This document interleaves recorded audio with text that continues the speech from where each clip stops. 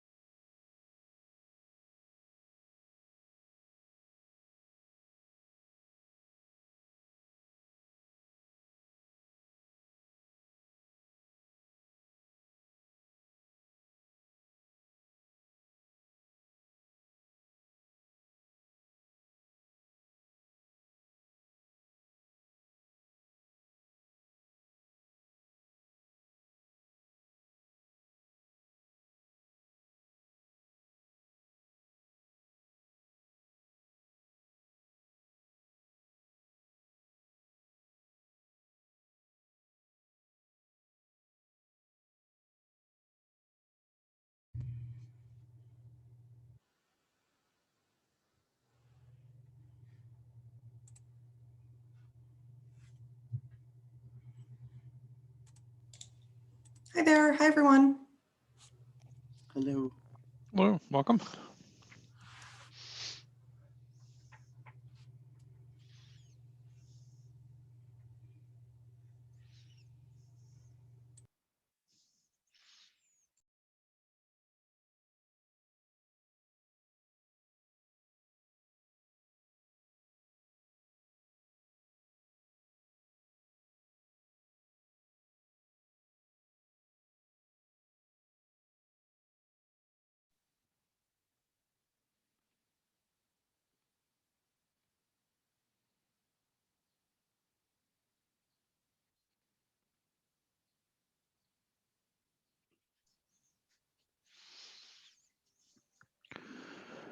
So even though it is now 6:30, we only have I think 5 of the members here at the moment. That actually is a quorum, but we'll wait just a few more minutes and hope some other folks will be able to jump on with us before we get started.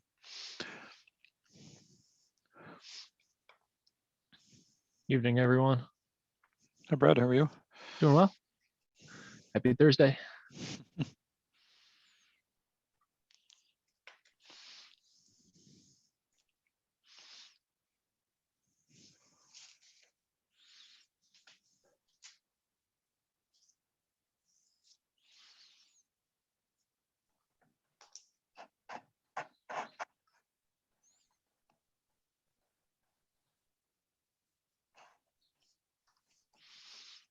Is this not air through LTC or is it somehow connected?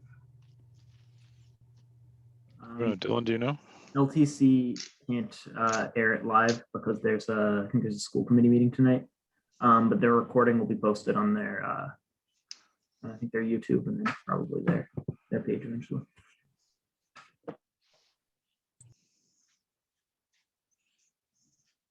Actually, Dylan, if you can share that link with everybody, because I have a suspicion that this training may be one where some of us may want to go back and look at some of the things we might not have remembered the first time around. So and some of the folks, if we don't end up seeing too many more people join, it'll be particularly important to be able to direct the other members to take a look at that. Yeah, I can definitely do that. I'll let everybody know once it's posted. Great. I'm not sure what the time rule is, if it's like a class or what, for when you get started, if we don't have too many people here, but. I'm not sure either. How many do we have? We do have a quorum. A quorum is 5, and we have 5 at the moment, so we can start when we need to, but. Right, I hear you.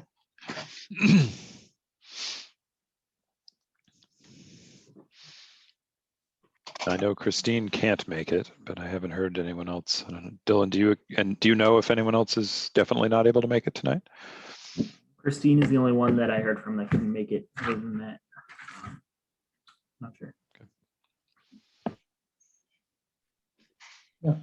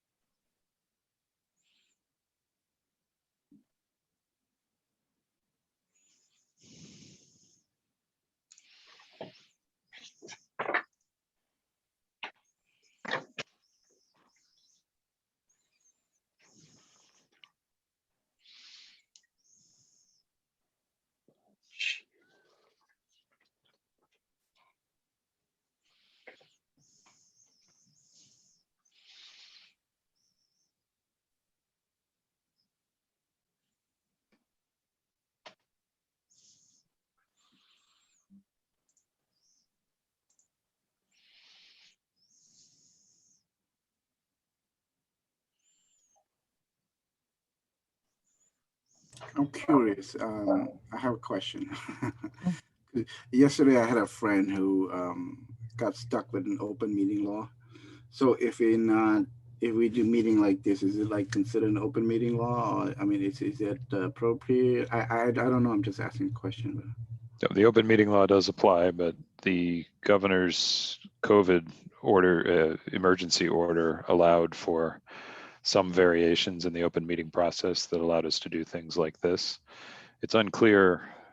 Our next meeting is still while the emergency order is in place, but after that, we may actually have to meet in person unless the legislature makes some changes that allows this to continue. As of right now, come June 15th, any meeting after that, we'd have to meet in person again.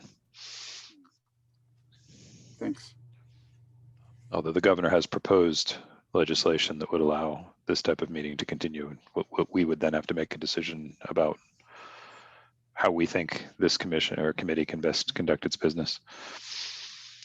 So I guess it's 6:35. We do have a quorum, so I know I really appreciate our guest in particular being here. So I don't want to keep him late, and I certainly don't want to disrespect the folks that were here on time. So I'm going to call the meeting to order, and hopefully some others will be able to join us as we go here.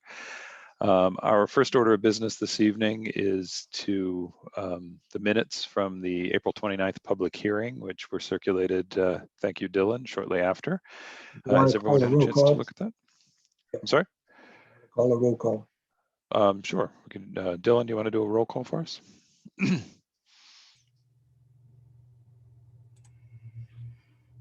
Oops, sorry, it's muted. Yeah, Chair Bakey. Here. Vice Chair Slagle. Member DePeza. Member Gallivan. Here. Member Linehan. Member Liang. Yeah. Member Shea. Present. Member Butenhuis. Present. Okay.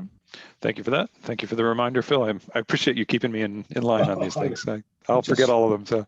Oh, no, I'm just here to listen. Much more than that.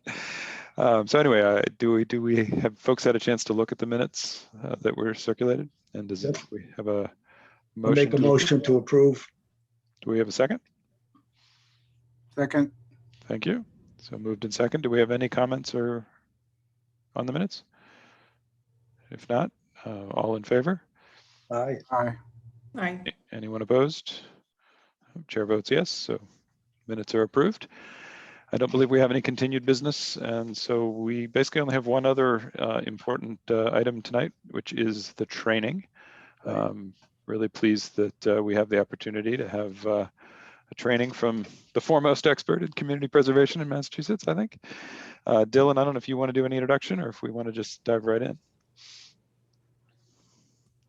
Sure. So Stuart Stagnor is here. He's the executive director of the Community Preservation Coalition, which, as he explained, it is sort of like the trade organization for the community preservation committees in Massachusetts, and can provide information and feedback to the committee and help with answer any questions that the committee might have. And he's here to give a presentation on how the CPCs work. Great. Well, thanks for having me. So a couple housekeeping things. Adam, if it's okay with you, I usually like to do these interactively so that people can just chime in with questions along the way. Since it is a longer presentation and there's a lot of material, I think it makes more sense for folks to ask as they come up. Is that okay with you? Absolutely. All right, good. And I think it would help me if everyone introduce themselves, particularly telling me which committee appointed you, whether you're from the Historic Commission or at large or that sort of thing. All right. Sure, we can go around. Phil, you're on the first window in my screen, if you want to go ahead. Oh, thank you. Welcome. My name is Philip Shea. I'm the chairman of the Lowell Housing Authority. And so I'll be looking forward to participating in a discussion pertaining to affordable housing and housing in the city and the homeless and everything. Thank you. Great. Sydney? Hi, I'm Sinead. Oh, I I'm thought sorry. you said I'm Sinead. sorry. I did say Sydney, but we'll get to you in a second, Sinead. My name is Sidney Ling. I here appointed by the city managers, and basically I like to, get the information and provide it to to the community and the residents about what's going on with CPCs and if they can, apply and somehow enhance their lifestyles. Now, Sinead. Hi, I'm Sinead Gallivan. I serve on the planning board. I was appointed just about a year and a half ago. And in my day job, I serve as a campus planner and architect. Nice to meet you. Meet And you. Eric? I'm Eric Slagle. I'm the Director of Development Services. So I'm one of two ex officio members of the committee, along with Christine McCall, who is the Assistant City Manager, Head of DPD. She has a conflict tonight because of the parking study meeting, so she will not be here. But yeah. And Brad? Good evening, Brad Butenhuis, Vice Chair of the Conservation Commission. Hey, great. And I don't think I introduced myself. I'm Adam Bakey, and I'm one of the at-large appointees to this committee, and I'm in charge of planning, design, and construction for UMass Lowell as a day job. Gotcha. Eric, do you work for I'm sorry, Sinead, do you work for UMass Lowell too? You had said you work for a college. I don't. I also work in planning, design, and construction, but I work at Brown University down in Oh, Providence. you do? Okay. Do you Yeah. know Pat Watson, the former director of philanthropy? There? No, I don't know him. Oh, okay, she just joined one of our partner organizations. All right, so Adam, I'm going to attempt to share my screen here. Let's see if that works. Are you all Excellent. seeing? Yeah. All right. So, wait from the start. Okay, how does that look for everybody? Looks Good. great. Great. See it? All right, super. Excellent. All right, so let's dive right in. Thanks to Dylan for introducing me. I'll tell you a little bit more about our organization. We are a nonprofit based in Boston, but we're really just a combobulation of all these other nonprofits that you see here. All of these organizations came together 20 years ago when Governor Cellucci signed CPA in 2000. and they each kicked some money in to start our organization to go out and explain CPA to all the communities and to lobby on Beacon Hill and do a number of other things, which I'll tell you about in a minute. So we still have someone from each of these organizations on our steering committee. We also have 8 folks on our steering committee who come from community preservation committees, just like you folks do, from across the state. And we have some at-large members as well. So there are 19, I believe, on the committee right now. We have 2 vacancies, and the applications closed for that a little while ago, and our nominating committee is now looking through to make some recommendations on those last 2 slots on our committee. We've been, in terms of our home base, we've been kind of passed around a little bit from these organizations. Early on, we were at Preservation Massachusetts, and then for a short time at CHAPA, Citizens Housing and Planning. But for the last 17 years or so, we've been in the offices of the Trust for Public Land in their Boston office, and which is at 6 Beacon Street. So we're right next to Beacon Hill, which is important for us because we spend a lot of time on Beacon Hill.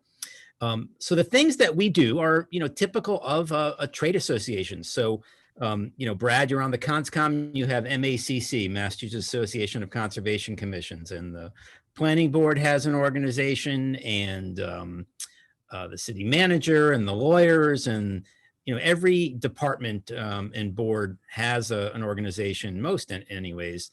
And so we're the one for community preservation committees and CPA cities and towns.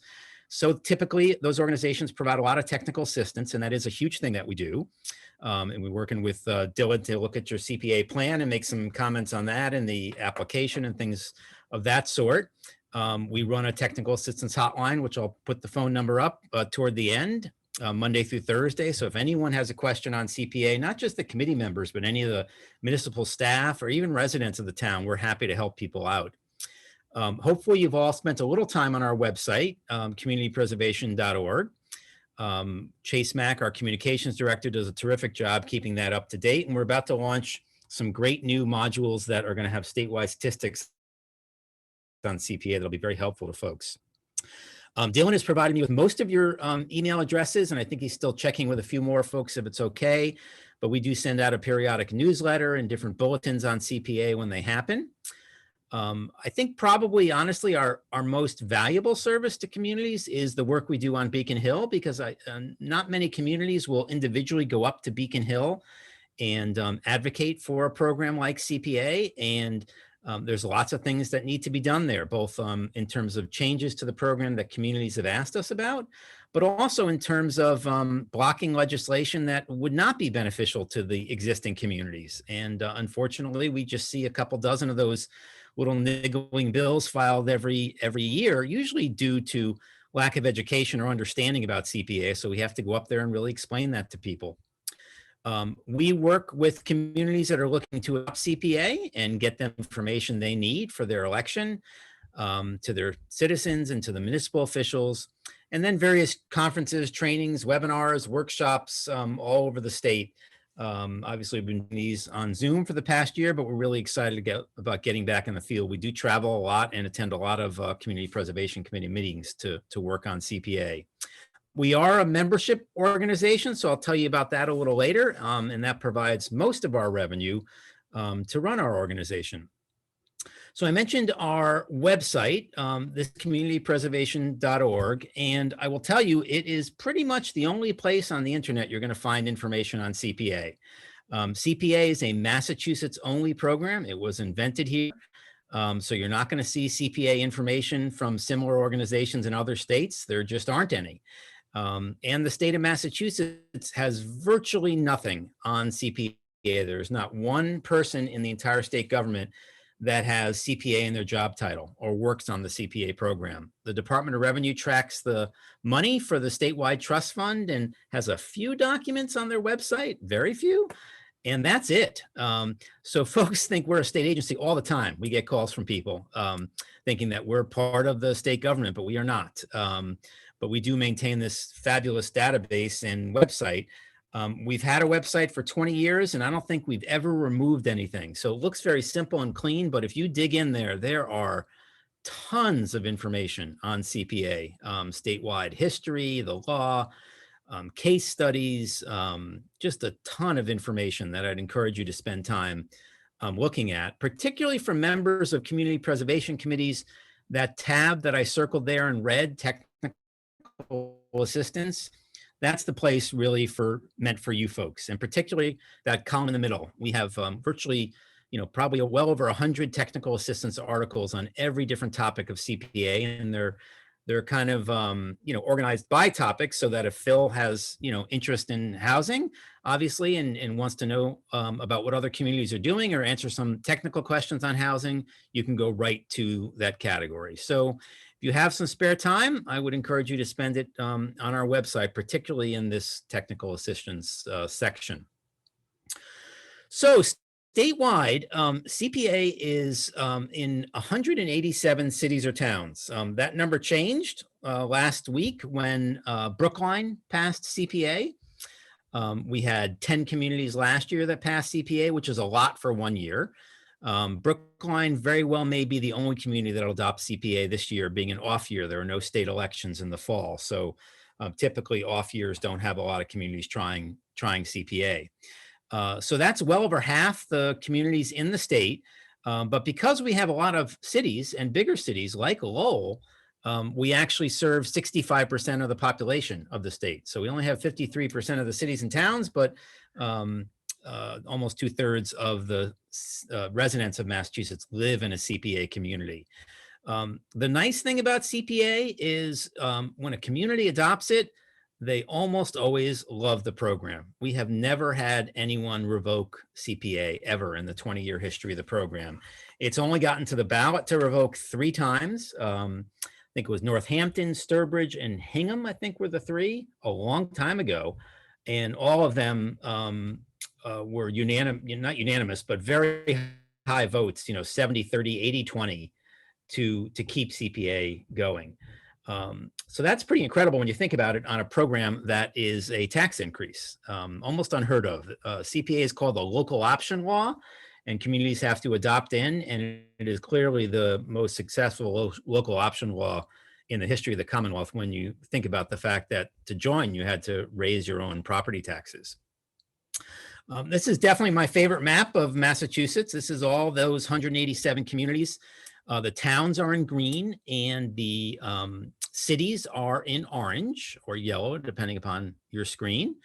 There's lots of stories to tell about this map, and we don't have time to really delve into those tonight, but particularly for you folks, I will say that the orange part of this map, the cities, were really latecomers to CPA. In the original adoption era, the first decade or so, it was really very much a rural and suburban program. And the cities were very slow to come on board. In fact, a lot of them didn't find some of the things about CPA very useful.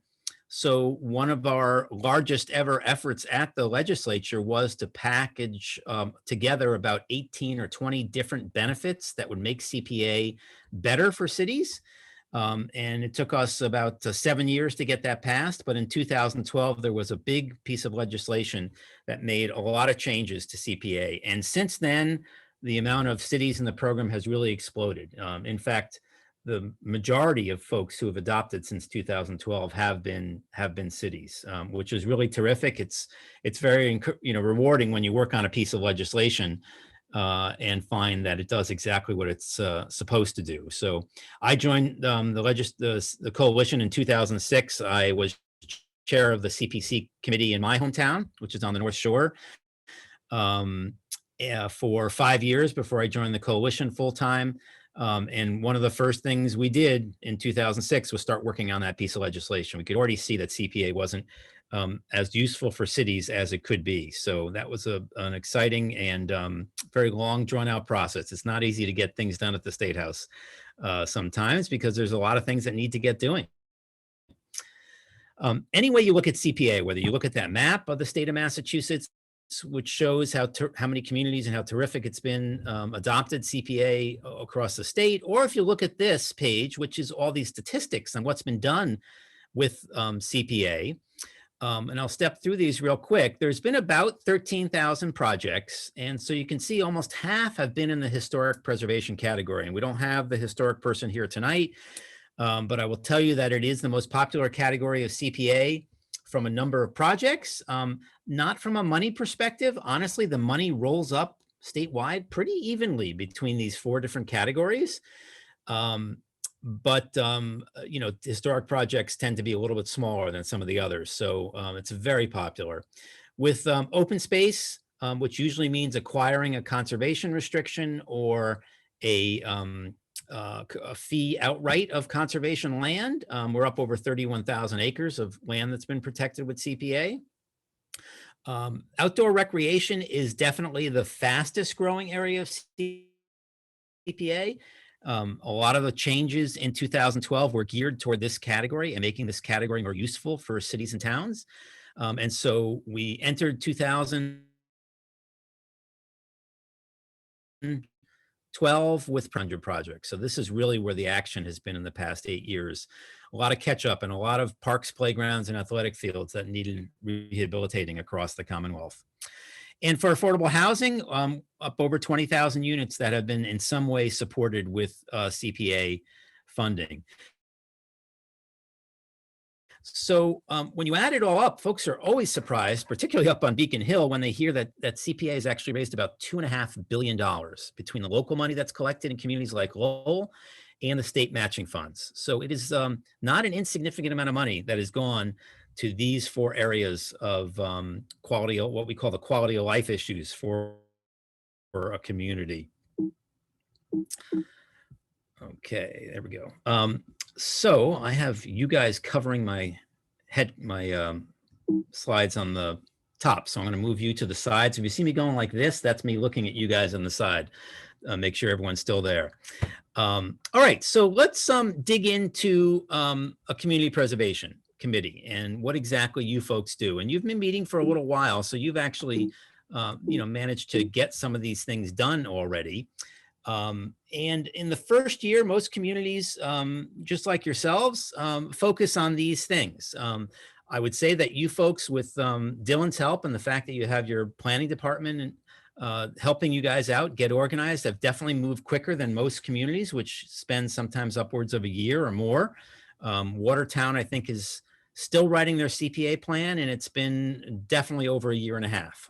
So some people, work at their own pace. And you guys have really moved along very quickly, which is terrific. So you've already been through most of this process of assessing the needs, looking at all the other plans, meeting with folks in town, having your public hearing, and you're right in the final stages of finalizing your community preservation plan. We took a look at it for you folks and made a bunch of comments. I don't know, Dylan, if you distribute those yet, or you're going to do that before your next meeting. But we are happy to, look at any documents that you folks have along the way and make comments and suggestions. And if anything is out of place, we can help you get it up and running. So I think your timetable calls for you folks to look at this and finalize it at your next meeting, I believe. Is that right, Dylan? That's right. And Yeah. I'll be sending out a copy of the final draft of the CPA plan that we have within the next week. Great. All right. So once you have a year under your belt, there are still some other things that you need to do on a yearly basis. That requirement to hold a public hearing does continue. So every year, you do need to hold at least one public hearing to get the input from the community on what they feel should be things for you to look at. What are the priorities? What are the needs in housing, and which are the parks that need rehabilitation, and where do we need new parks or new open space? Typically these are not, hugely attended, but the more you do outreach before your public hearing, the better it'll be. You really do want to beat the bushes there a little bit to try to get folks involved, to tell you what's important to them. Maybe next year you'll even have it in person, hopefully. And a lot of communities, when they have it in person, use their administrative accountant to get some food, because food seems to bribe people to come and attend and give their opinion on things. So hopefully you can do that in person next year. And then after your public hearing, you do a light update on your community preservation plan. You don't have to start from scratch unless major things have changed. Maybe the town or the city did a new affordable housing plan that you want to look at and then integrate that into your CPA plan. But you do an update on that every year. And then monthly, in the same way that a department head would review the account balances and spending and make sure everything is happening well with CPA and the projects, you're going to do that on an ongoing basis. And hopefully your municipal officials will provide you with the account balances and the spending and revenue every single month, the same way they would, whatever schedule they use to distribute these things to the DPW and the planning board and the housing office, whatever it is, they should send it to the CPC at the same time. And you guys should be looking at that periodically in your meetings. And then these last two things are really the meat and potatoes of what a community preservation committee does. You prepare a budget every year and then make individual project recommendations to the city council. All right, so you guys have been talking a little bit about the timeline and when you're going to do things, and I wanted to kind of chip in my 2 cents on that. Obviously, you are finalizing your CPA plan right now and your application materials, and Dylan sent me the application materials as well. We haven't had a chance to review those yet, but I'll get those to you, Dylan, very soon, because I know you want to look at those at your next meeting. You probably have a little bit of cleanup to do on your budgeting, and we're going to talk about that in more detail a few slides down, but you have been collecting CPA revenue for 2 years now, for FY20 and FY21. So there are some things you need to do with that, and we'll talk about that in a moment when we get to the section on budgeting. In terms of timing, most communities, begin accepting applications in the fall every year. That certainly seems to be a comfortable, place where you guys are heading, having almost finished your application materials and your plan. We would suggest, and this is where I'm going to, stick in my 2 cents. I saw that one of the things you guys were looking at was doing 2 rounds of funding a year. That's ambitious.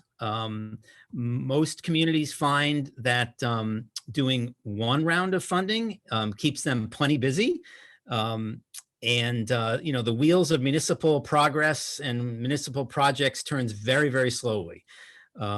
So perhaps one strategy that I might recommend is to just do 1 round of projects in your first year. This is the way Boston did it, actually, and begin accepting applications in the fall, and then do your vetting period for them and make your recommendations in the spring, which is when most folks make their recommendation to the city council at the same time that the whole budgeting process is happening.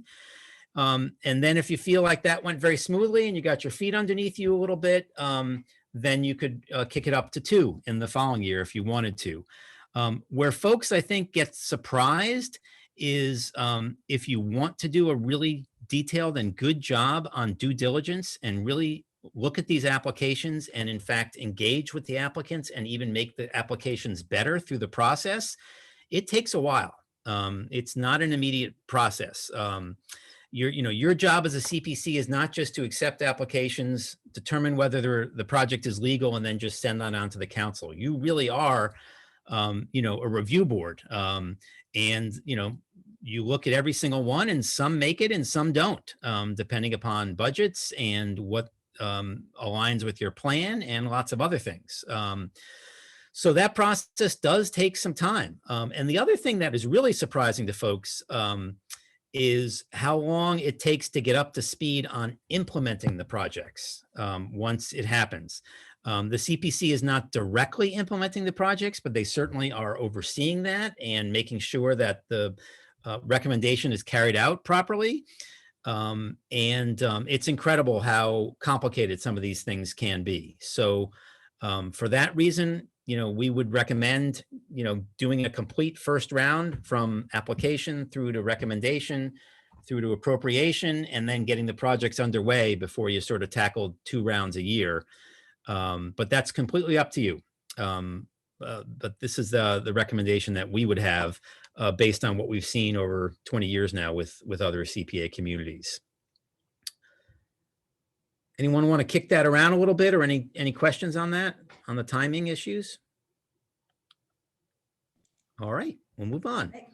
I All right. actually just have a question. You said the CPC don't oversee the implementation of the projects, and I know that the applicants would be the ones implementing the projects, but what is the oversight like to make sure the funds are being spent what they said that they were going to be? Right.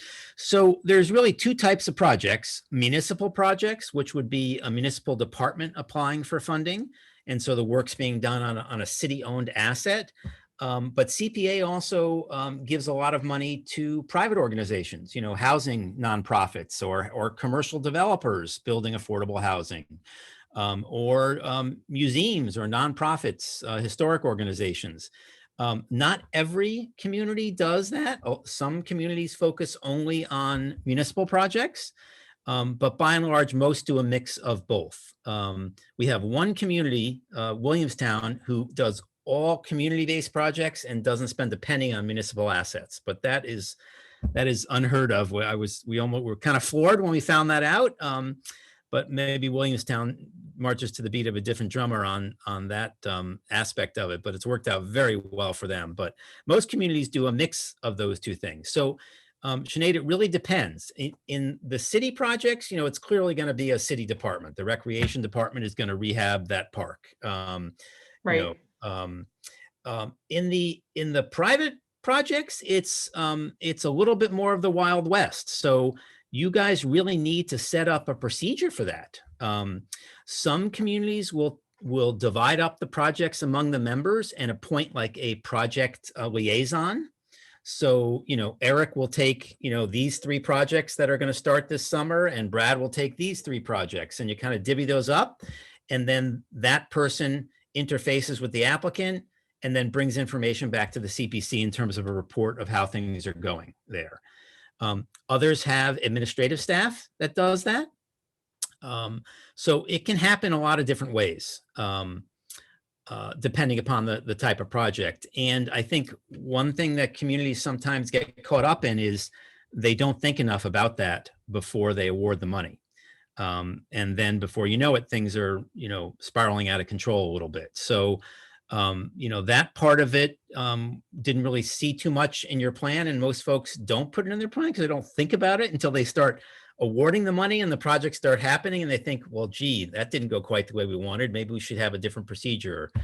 Some CPCs require reporting back from the applicant, every 6 months until the project's done, every quarter. Some communities have actual reporting forms where, as part of their recommendation, they say that the applicant has to, submit a quarterly report to the CPC or to the CPA liaison. You don't want to make this too cumbersome from them. So you don't want a 20-page, documentation with, but you do want to keep abreast on when things are going. And there's a lot of reasons to stay in touch with it to make sure things are going according to your recommendation and according to the law. Also to understand where the budget's headed.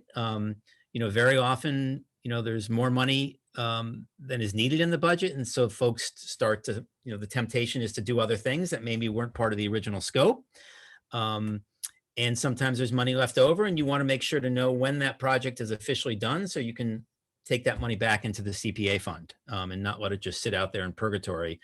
Every municipality has projects that were really substantially complete 4, 5, 6, 10 years ago, and they discover there's, an extra $7,800 sitting in that, appropriation just sitting there, which it could be used for another project. So those are some of the things that you'd want to look at in terms of procedures. So it's definitely something before you get going that you want to spend some time thinking about. And it's hard in the beginning because you've never been through that process. It's kind of an iterative process a little bit, Sinead. Once you get into the first round of projects and implementing, it'll be easier for you guys to sort of rewrite your rules and really get better at it. Dude, I have a question. Sorry. The review process. With all the submission of paperwork, what else can you do? Can you visit the site, or is there something you can do or cannot do? Yeah, absolutely. You can do anything you want. The CPA legislation, believe it or not, says nothing about the application process. The law starts in terms of projects at the CPC shall make recommendations to the legislative body. And the legislative body in your community is city council. In a town, it's town meeting. So that's where the law starts. It doesn't say anything about the application process or the materials that you guys require from the applicants, how you're going to review those projects. Some communities have score sheets, where the 9 members of the CPC actually rank the projects according to a very complicated database. Groton has a good scoring system. Others make their decisions more, collaboratively by just talking about it and asking questions of the community and then just voting. But those things are all up to you, how you're going to do those evaluations. Certainly, CPA is all about land and doing things on land, building housing, fixing historic structures, building and rehabilitating parks and playgrounds, buying open space. So it's all land-based. So certainly having boots on the ground at each of the projects when they apply is a very good thing to do. Doing a site visit on a piece of open space that you're thinking about that the CONSCOM has applied to buy. Going and looking at a park you have an application for $1 million to rehabilitate the whole park. Looking at a historic building. And there's an application to do some things in the building. Those are all things that definitely you would want to, as a group, go out and take a peek and meet the applicant there. And, I think there's there might be an exemption in the open meeting law, and Dylan can check this out for you for site visits, where it doesn't have to be, an official meeting because you're really not debating the project. You're just going for information. Does that help, Sydney? Yeah, I was thinking just because, if we do have meetings, for example, at city halls, there might be other folks that whether it is supportive or against any kind of project, but, for whatever reason, unable to come, to speak for or against at our meeting. There should be some kind of venues, to talk to them, or at least just go out and see, if there's any kind of issues with it or not, or everything's, good to go. Right. Some communities, not the majority, but there are some communities, Sydney, that have 2 public hearings a year. One at the beginning of the process, like you guys did, to get general input from the community on what are the priorities. And then some communities have a second public hearing either right before they vote on the projects or after they vote on the projects as part of presenting it to the city council, announcing their slate of project recommendations and getting input. So you could go that route. You could consider building into, and again, all the more reason to have more time to really step through these applications. You could build a second public hearing into your review process to get input from the public. Others feel it's not necessary because you guys have public meetings, once a month or twice a month. And if you allow for public comment, at those meetings, other communities feel that that's enough. So one of those 2 ways, but I would agree that, you guys aren't a regulatory board, so there aren't those strict regulations like you have at the CONSCOM or the planning board as to how you have to input with the public. This is really completely wide open, but the fact that the voters of Lowell approved themselves a voluntary tax increase, it would be wise to do as much as you can to reach out to the community as you do these projects. Based on that. Thank you. All right. So let's move on to the Could I just ask a question? Oh, sure, Phil. Thank you. As you know, Stuart, well, first of all, I really enjoy this conversation that you're having with us. And thank you for being here. But as you know, there's 3 cities and towns out of the 331 that are Plan A form of government, manage a form of government. It's my understanding that when we do our final draft of our proposal, it goes to the city manager. And at that point, I think she has the ability to amend our plan. Do you concur with that? So it goes according to your city charter. Right. So however, in some city form of governments, Okay, Cambridge is a perfect example of what I'm talking about. Right. I do not believe their projects go to the city manager first. Okay. But I'm not positive, but I don't think they do. But it's definitely something that Dylan can look into for you on your Right. on the charter. In some cities, the only one that can put a spending recommendation in front of the council is the city manager or the mayor. And if Right. that's what your charter says, then your recommendation would go to the city manager. But for CPA, it's pretty clear that the city manager doesn't have the ability to change your proposal, because then it's not your recommendation anymore. You know, if you Oh, that's interesting. recommend 20 units of housing at 15 Main Street, you know, the city manager can't send that to the council, you know, for 15 units of housing, you know, on Johnson Road. You know, that's not your recommendation anymore. So there is a slide coming up, Phil. We'll table the rest of this conversation about what actions the council can take, because they are limited. But your charter would talk about how that plays with the city manager if the projects need to go through the city manager.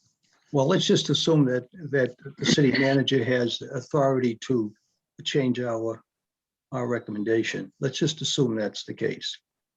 It would seem to me, and I'm just looking for your thought on this. It would seem to me, if that be the case down the road, maybe we ought to certainly extend a professional courtesy to the city manager to let her know the direction on how we'd like to advance programs. You think that's Sure. that seems to be The CPA legislation clearly says that the council can't vote on a project unless you guys first recommend it.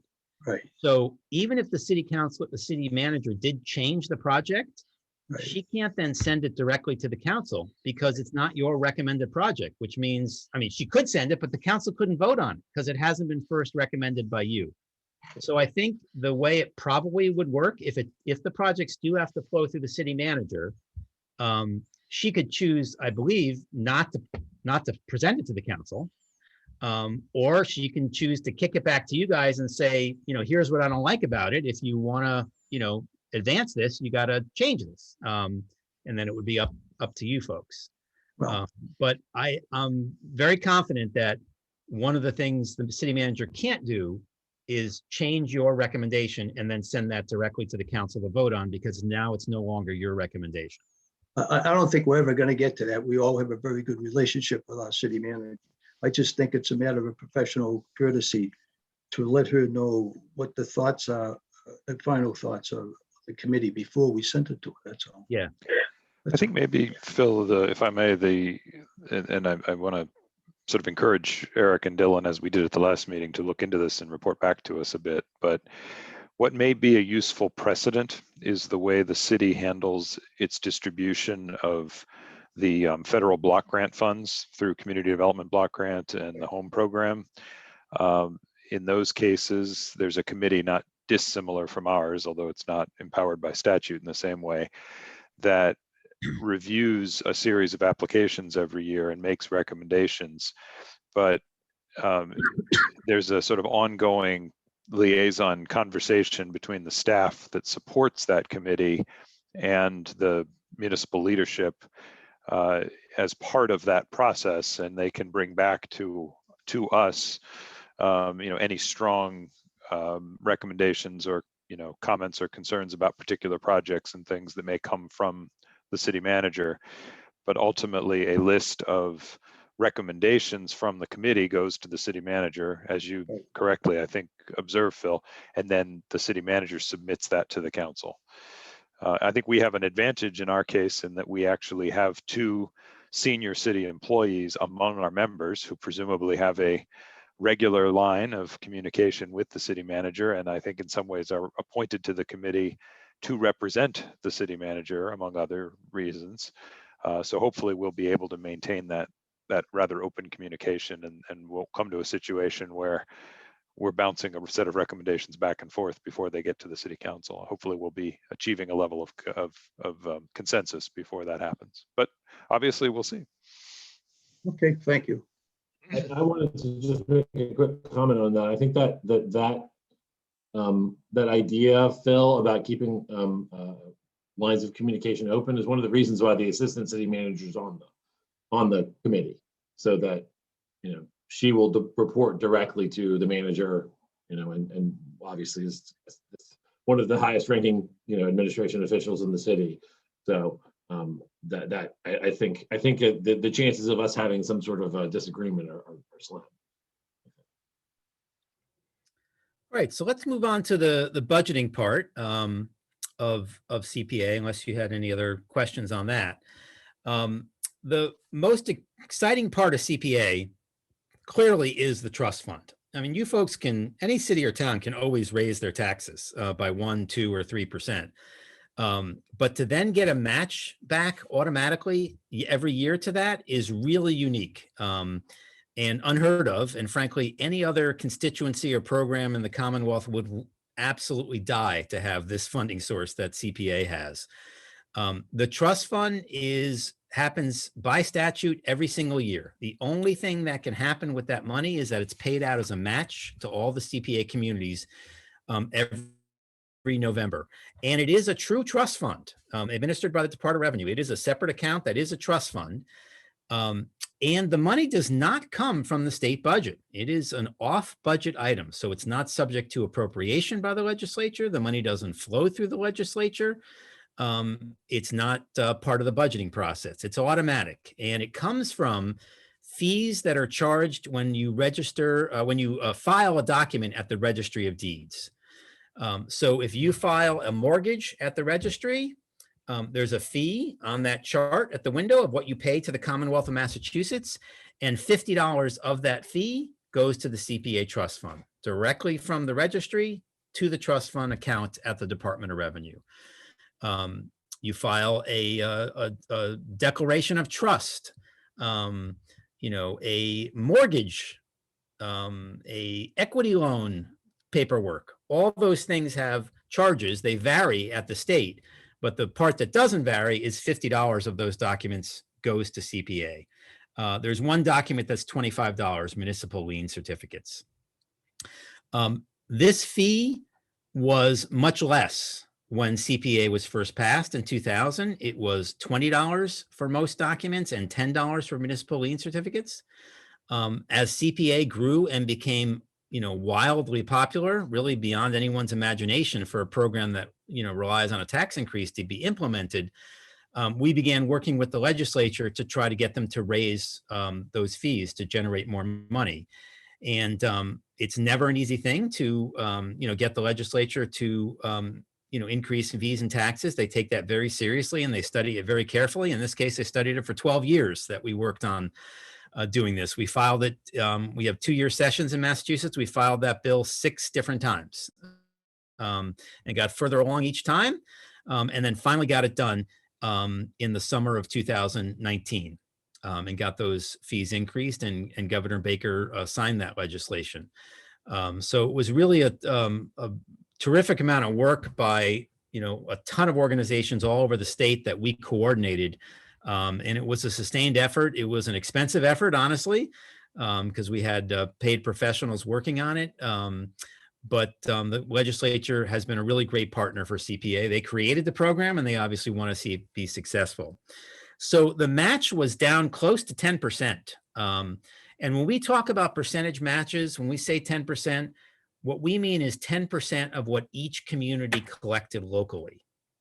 So you guys collect somewhere around $750 locally from your CPA surcharge. You have a 1% CPA surcharge. Is that correct? Yeah.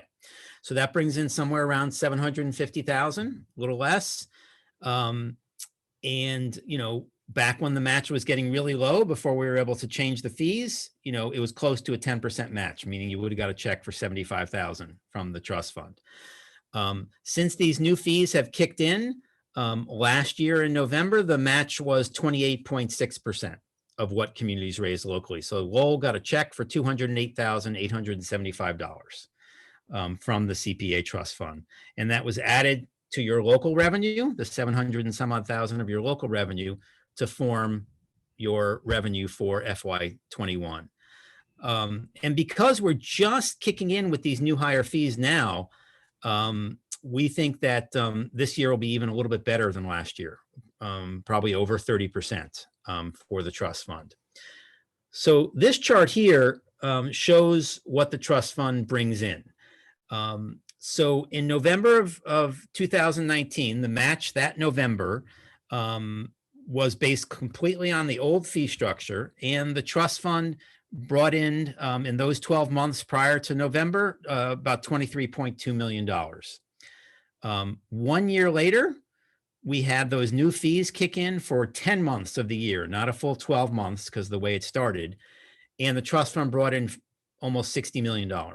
So you can see the impact of those higher fees and what they've done to the trust fund. This year to date, we're 6 months into the year, the trust fund year. The trust fund is up 95% from last year. So we've already collected $41.6 million. So that's why I think people are thinking that the match is going to be even better this year, this November, for the trust fund. So all that to say, you could not have picked a more perfect time to adopt CPA. Congratulations. You didn't go through those painful years of the match falling from 100% down to almost 10%. It fell by like 90% over 20 years. You could not have timed it more perfectly to pick up the good matches. So, you know, the future looks very bright for CPA. At some point, we'll have to go back and talk to the legislature about supplementing that with another funding source, because CPA does continue to be popular. But for right now, it's, you know, most folks are really happy with around a 30% match from automatically from the state. It's like getting a 30% discount on every project you do. You're building a park, you're getting a 30% discount on the money that Lowell spends out of their tax base to build that park. All right, so let's talk about your budget, because the trust fund is only one piece of your budget. And you talked about this and made a recommendation last week to the city council. I kind of want to review what you did, just in case folks were not fully understanding exactly how that budget comes together.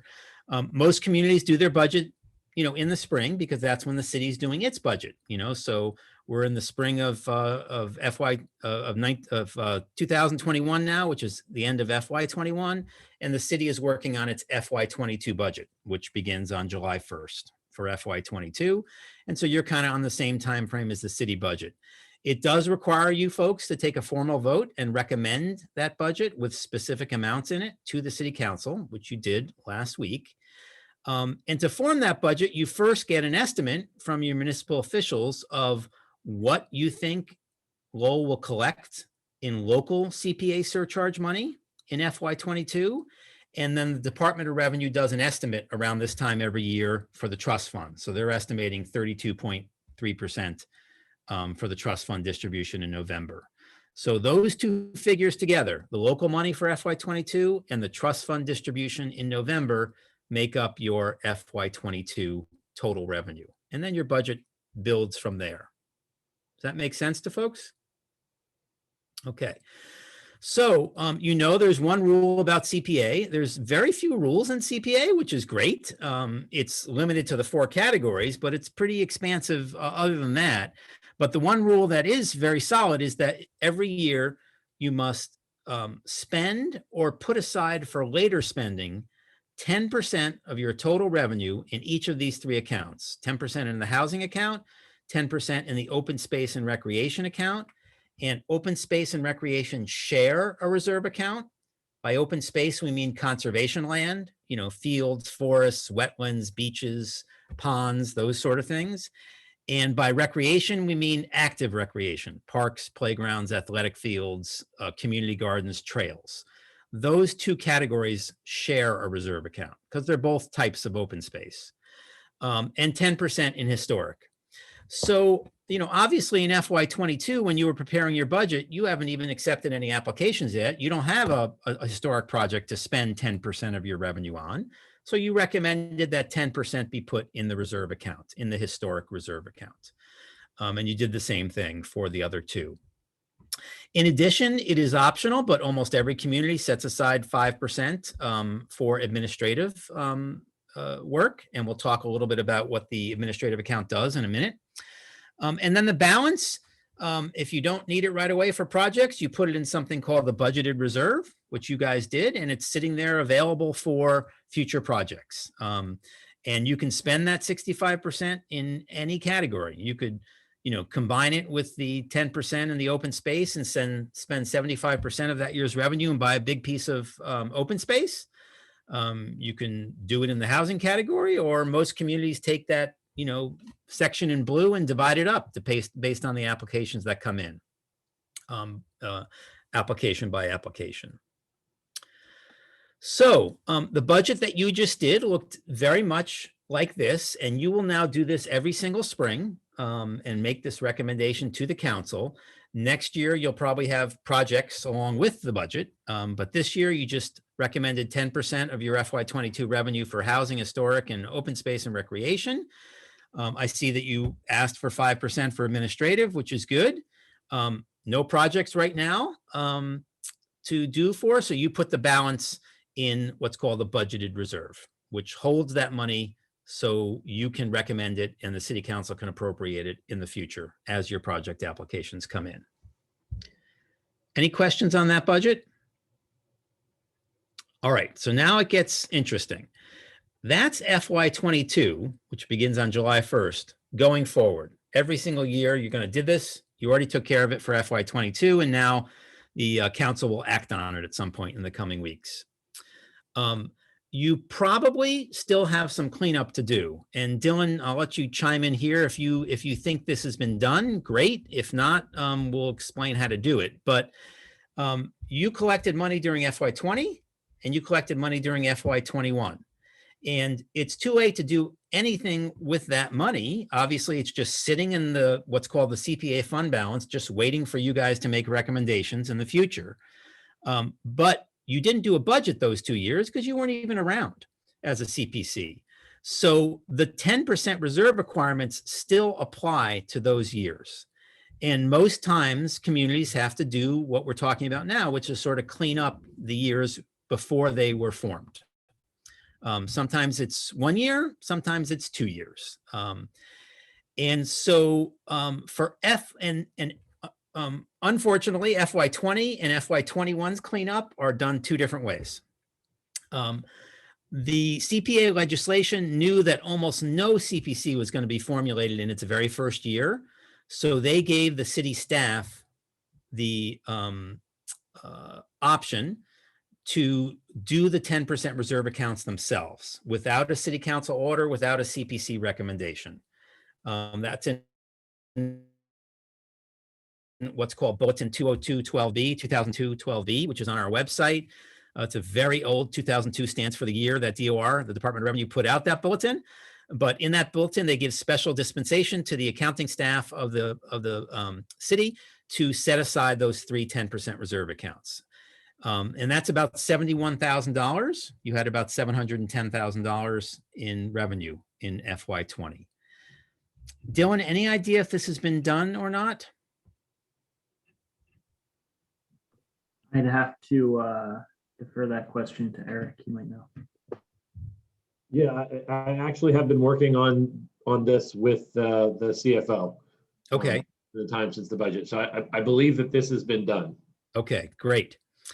One thing that I'll pause and talk about now also is that the CPA legislation requires that the interest that is earned on CPA money as it sits in the account is credited back to the fund at the end of every year automatically. So hopefully the financial folks know about this. We have had in the past, some communities this just slipped through. And Rockport, for example, had 5 years, their first 5 years in CPA where no money was credited to the fund. And by the time they figured it out, when we actually did a training, because we came on board to do a training later on. Then we weren't in existence with our training program. There was no way to recoup that money. I mean, that money had been swept into the budgets those years. So they began doing it from every fiscal year thereon. Same thing happened in, I think, Hopkinton. So it's good to just make sure that this is being done, because you had money sitting there since FY20, and it did earn interest. What, the town or the city needs to figure out exactly how much interest it was and deposit that into the CPA fund. And this will be on those reporting forms that hopefully you will start to get very soon with your account balances and your revenue. And this is, you'll be able to see, and if you can't, you'll ask, for an explanation, hey, show us where the revenue from the interest was credited to the fund. Interest rates are pretty low now, so you're not going to get rich off this interest coming into the fund, but it is statutorily required. Now, FY21's cleanup has to be handled differently. The legislation and the Department of Revenue do not give any authority to the municipal finance staff to do the 10% reserves for FY21, only in your first year of CPA. So one of the actions you are going to need to take at a future meeting is for someone to get the figures on the total amount of money you expect to collect in FY21. It'll be somewhere around $750,000 locally. And then you already know you got that $208,000 in November during FY21. So you'll have somewhere around $950,000 of total revenue in FY21. So the municipal figure, finance folks will figure that out, give you an exact figure, and then someone at a future meeting of yours will make a recommendation. I move that we recommend to the city council that they transfer, $91,500 into the housing reserve, $91,500 into the historic reserve, and $91,500 into the open space reserve to satisfy our FY21 minimum spending requirements. All in favor? And then you send a memo to the city council, and they act on that.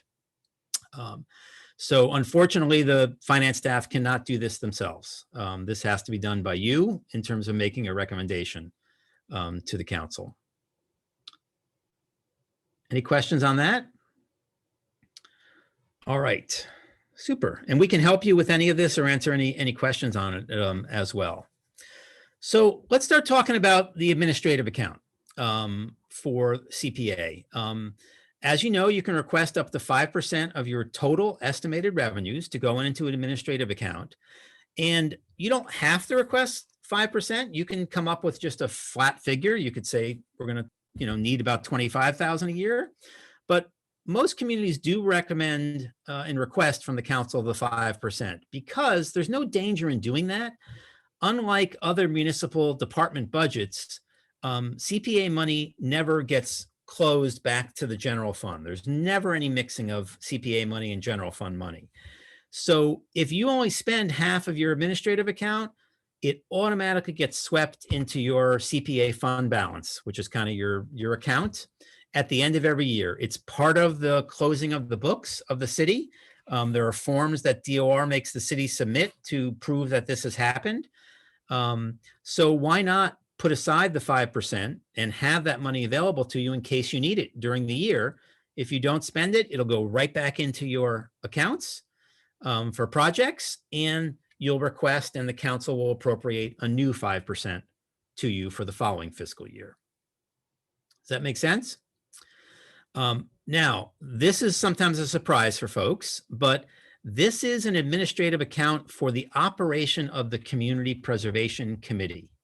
It is not an administrative account for Lowell's CPA program. There's a distinction there.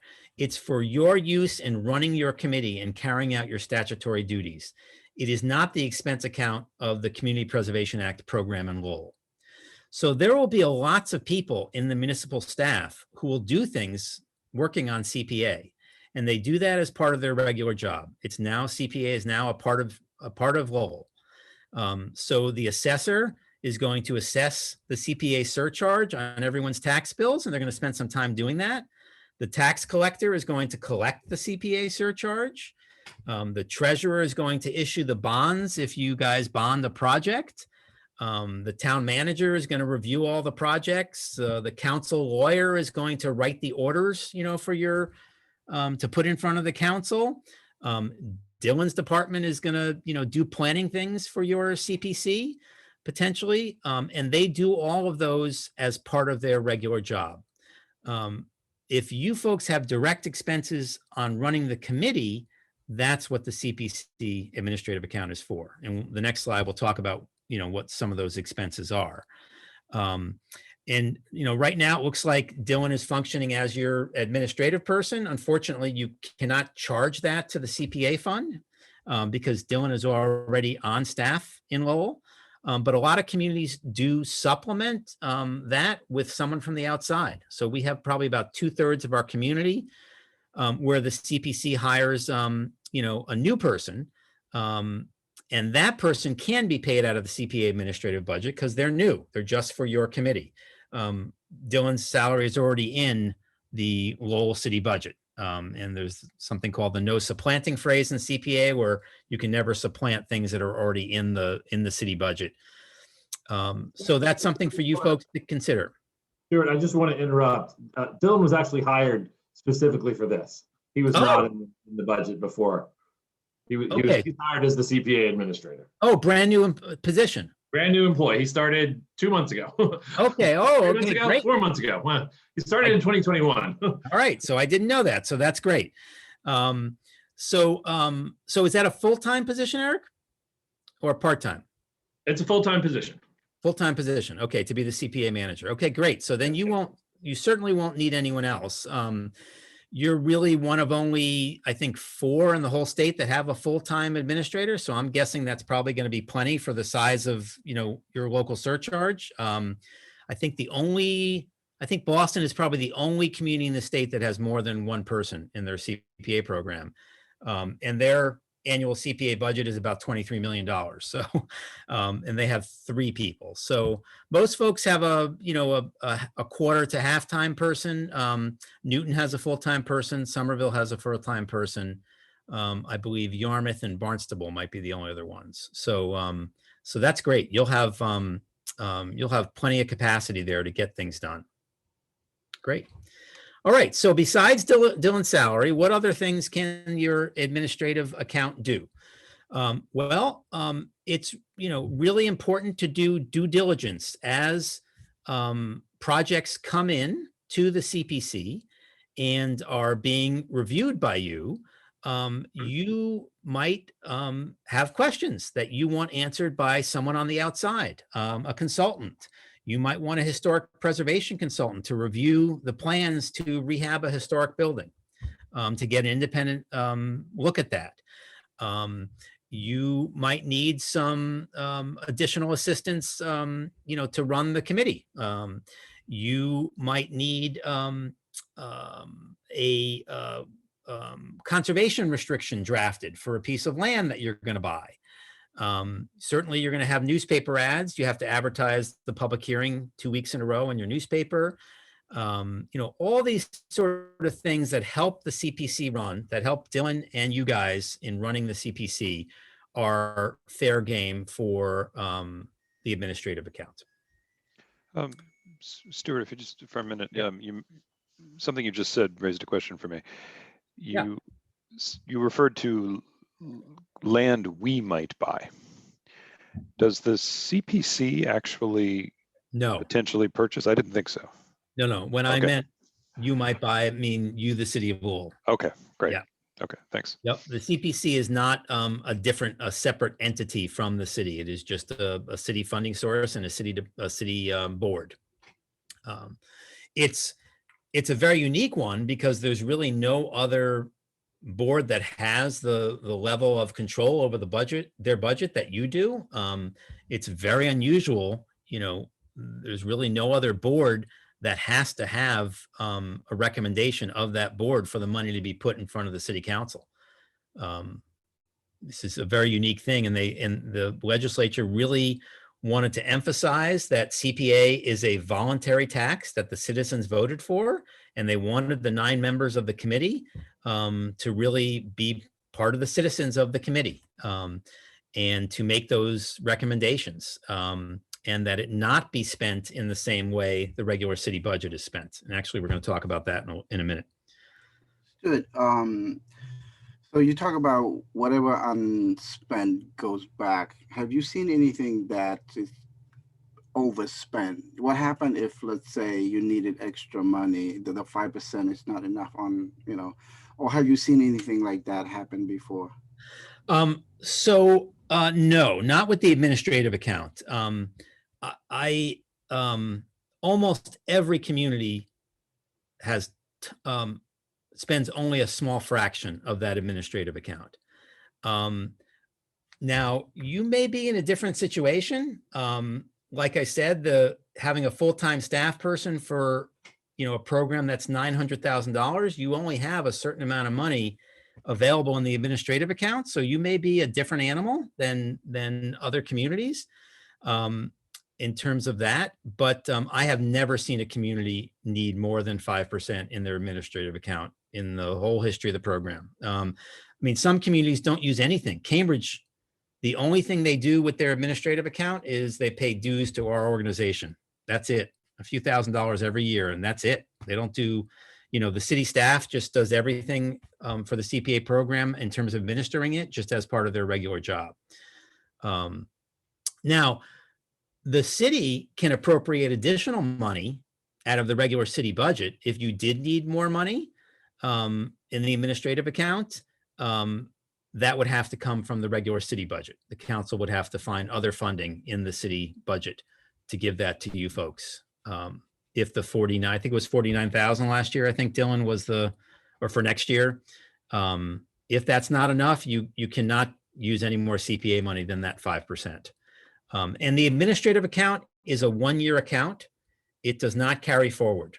So if there's money left over in the administrative account at the end on June 30th every year, it gets automatically swept into your fund balance, and the city council authorizes a new 5% based on the next year's budget. So you can't build up that money if you don't spend it. It is an operating account, so it only lasts for 1 fiscal year. Thank you. It was the professional help consultant kind of thing that's sort of like tricking my question, because sometimes we might have to, ask somebody to look at a project and it could cost us more money. So that was Right. the reason. And certainly if, if you're going to use any of the funding to buy property, which is an extremely popular thing with CPA, to buy land for housing, to buy land for parks and playgrounds and athletic fields, or to buy land for open space and conservation land, you always need an appraisal for that, and appraisals are very expensive. So, the due diligence can add up, but like I said, I have never seen anyone run into anywhere close to their. I think Newton was the closest one ever, being that they had a full-time CPA administrator as well. They were the first one to have one, but their revenue is now probably well over $3 million at this point. So they certainly have enough to support one full-time staff member in that position. Thank you. But for a while there in the very beginning, I think it was, they were getting close, but never seen that be an issue. All right. So moving on, when this is really something that we can talk about in the future, I just want to mention it now. But when you start doing projects, obviously you can pay for it out of the money you have collected, and you're in great shape because you've collected money. You'll have collected 3 years worth of revenue before you even recommend your first project. So you're going to have a decent amount of money to spend on that first round. You don't have to spend it all. But at some point, it'll catch up to you, and you may have a lot more applications for funding than you have revenue that year. And you can bond CPA projects. You're bonding against that 1% future revenue stream, the same way the city borrows money to bond against their future tax revenue stream to buy a fire truck or to build a school. And you can do the same thing against the 1% CPA surcharge. It does ratchet up the level of approval you need on that project if you guys choose the funding source. So you guys decide which projects you might want to bond versus paying for out of your existing funds. But whatever project is put in front of the council as a bond would need a 2/3 vote to be approved, as opposed to a majority vote, which most other projects are. You unfortunately cannot pay any debt service on bonds that were issued before CPA or issued without a CPA recommendation. Even if they were for open space, you can't then pay that back with CPA. So we had one community that bought a piece of open space in 2000 for the 10-year bond. And then in 2006, they adopted CPA. And so they had 4 more years of debt service on that bond. And someone got clever and they said, well, gee, that was a piece of open space. Why can't we use our CPA account now to pay that back? Well, it was not bonded under the CPA surcharge, so it can't be paid back with the CPA surcharge. So it has to be bonded specifically under authority of Chapter 44B, which is CPA. We have a separate half-hour bonding presentation. So the first time you ever do want a bond, let us know and we'll come back to a meeting and we'll do our quick 30-minute everything you need to know about bonding presentation. All right, so this is the last major complicated thing we have to talk about tonight. There are some other things, but this is the one where it'll make your head hurt a little bit. But you folks have probably seen this chart, which is from our website, because I saw it in your CPA plan. So you probably looked at this. This is what we call the CPA allowable uses chart. It is the simplified version. There is an official version from the Department of Revenue, which we also have on our website. The only difference is it adds the definitions of some of these words from Section 2 of CPA. By the way, the CPA legislation, I don't know if any of you have ever read it cover to cover. It's not too bad. It's only 17 pages and 4 or 5 of those pages talk about the CPA trust fund formula. So you can skip right over that. But if you don't read the CPA legislation in full, I would encourage everyone to read Section 2. It is the definitions section. And in any state law, the definitions section is really where the rubber meets the road. So most of these words that you see, open space, historic, recreation, housing, acquire, create, preserve, support, rehabilitate, they all have definitions in CPA. It's great to say CPA can fund historic projects, but what is historic? You know, I mean, anyone can say anything is really historic, but no, there's a specific definition of what historic means as far as CPA purposes in Section 2. So this chart is really the single most important piece of paper in the CPA universe. We highly recommend that you have one handy at every single meeting because, you know, the most popular question you will get, and you may get this at the supermarket when someone sees you and says, hey, Eric, I know you're on the CPC. By the way, can we use CPA money to do blah, blah, blah? You'll get those questions. Can we use CPA to do something? This is the first chart you look at. This is the piece of paper you have that really helps. It doesn't answer it fully, but it does help.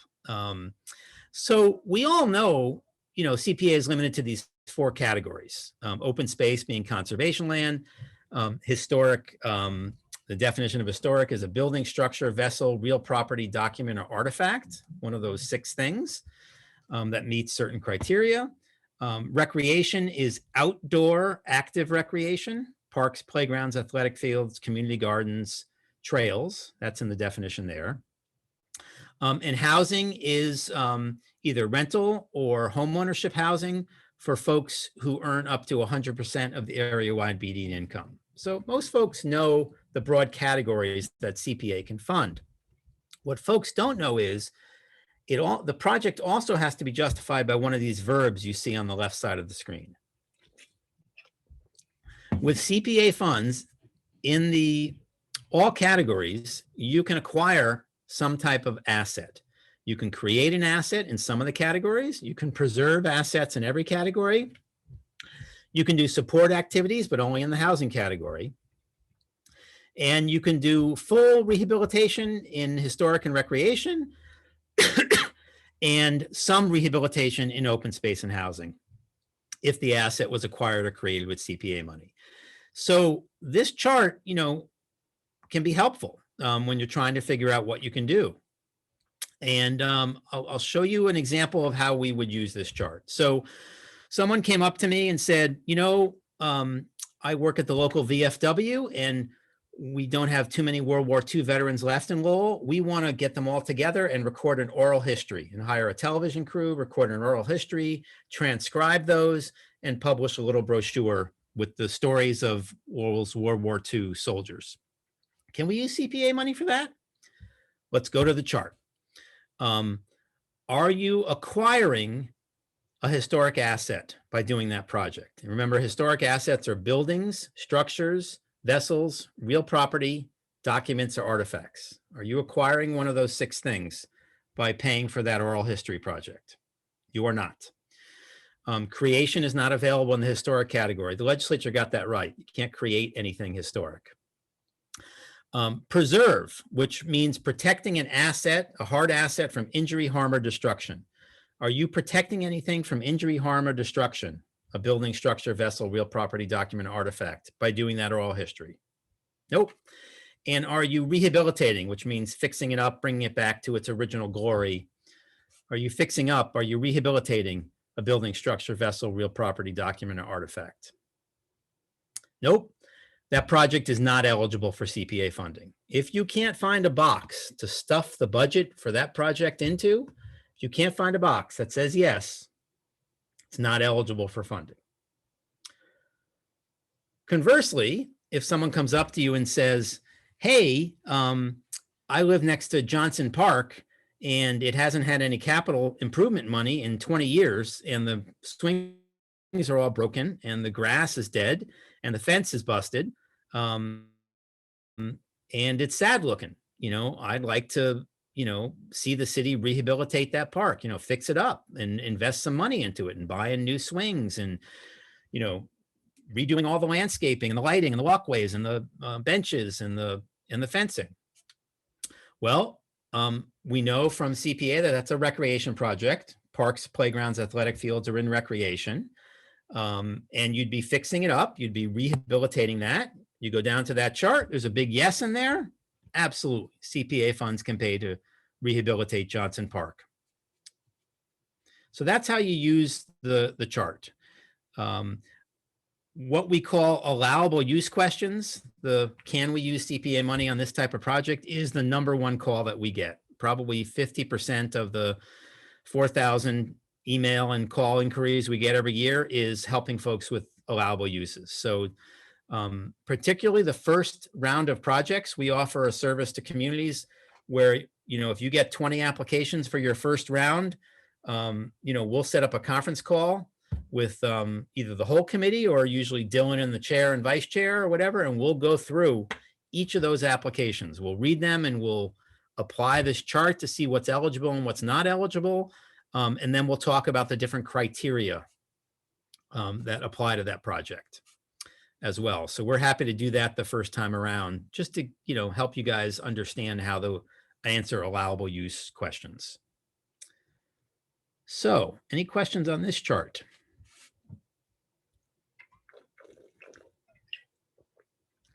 All right. As the applications come in, I guarantee you will have questions on this chart.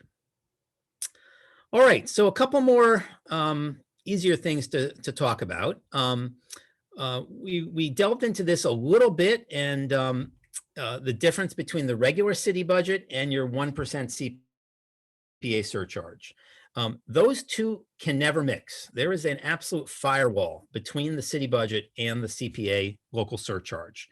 So no CPA money can flow back into the regular city budget, nor can it supplant spending that the city typically does out of its regular budget. That's called the no supplanting phrase. It's the last line of Section 6, and it's one of the sort of basic tenets of CPA.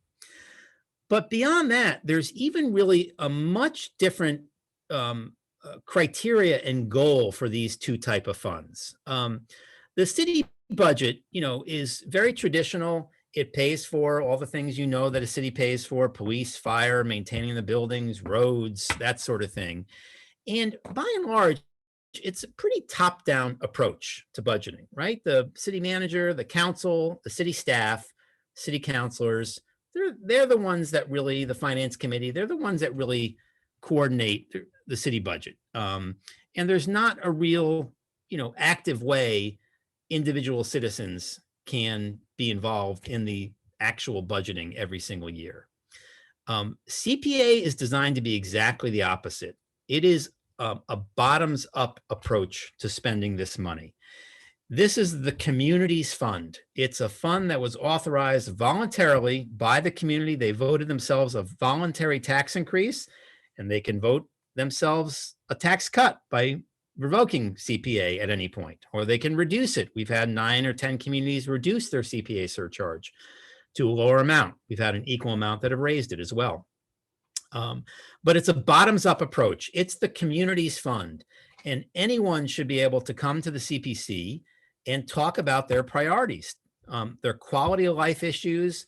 It's what's important to the community as a whole, which is why you see CPA funds sometimes being spent within certain limits. There's a right way to do it, but why you see it being spent on private assets, on nonprofit assets, which the city budget doesn't really do. It's because those are the real institutions that make the quality of life in the city even better. So very different feels to these two budgets. They are completely separate, obviously, but they're really very separate as well in what they're designed to do and the way the decisions are made on the budget as well.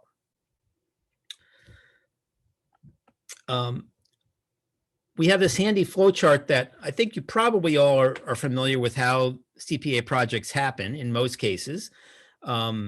Folks apply to the CPC for funding based on your criteria. You review the projects, you get input from city officials like someone was talking about earlier, the input of the city staff and the city manager's office, and maybe the city councilor whose area of town that project's going to take place. You make your recommendations to the city council, and then a majority vote of the city council appropriates the money. You folks can't appropriate any money yourselves. You can't spend anything except your administrative account. But even that is after the city council appropriates that money to you. Conversely, as you know, the council can't appropriate any money unless it's first recommended in a formal vote by your committee. So there's a nice checks and balances there that really doesn't exist in any other part of municipal government. Any questions on this? All right. So for some reason, hang on one second here. Here we go. All right. So once that process happens and the project ends up at the council, this is, I talked about, we get to this slide earlier. The council's actions are a little bit more limited than they are with a normal appropriation from the regular budget. They can approve the CPC's recommendation as is. They can reject it, vote no. They can reduce the amount of the appropriation, but they cannot raise the appropriation. So you recommend you want to spend $1 million rehabilitating Johnson Park, and you show them what the plan is, and the city council feels, wow, that is, a little too much. We have other parks that we want to follow up with in future years. Let's cut this back. Let's spend $750,000 to renovate. So we approve it, but it's $750,000. The last item is, I've never seen it used. It's very obscure, but the city council can reject the project, but order the amount of money sent to the appropriate reserve account.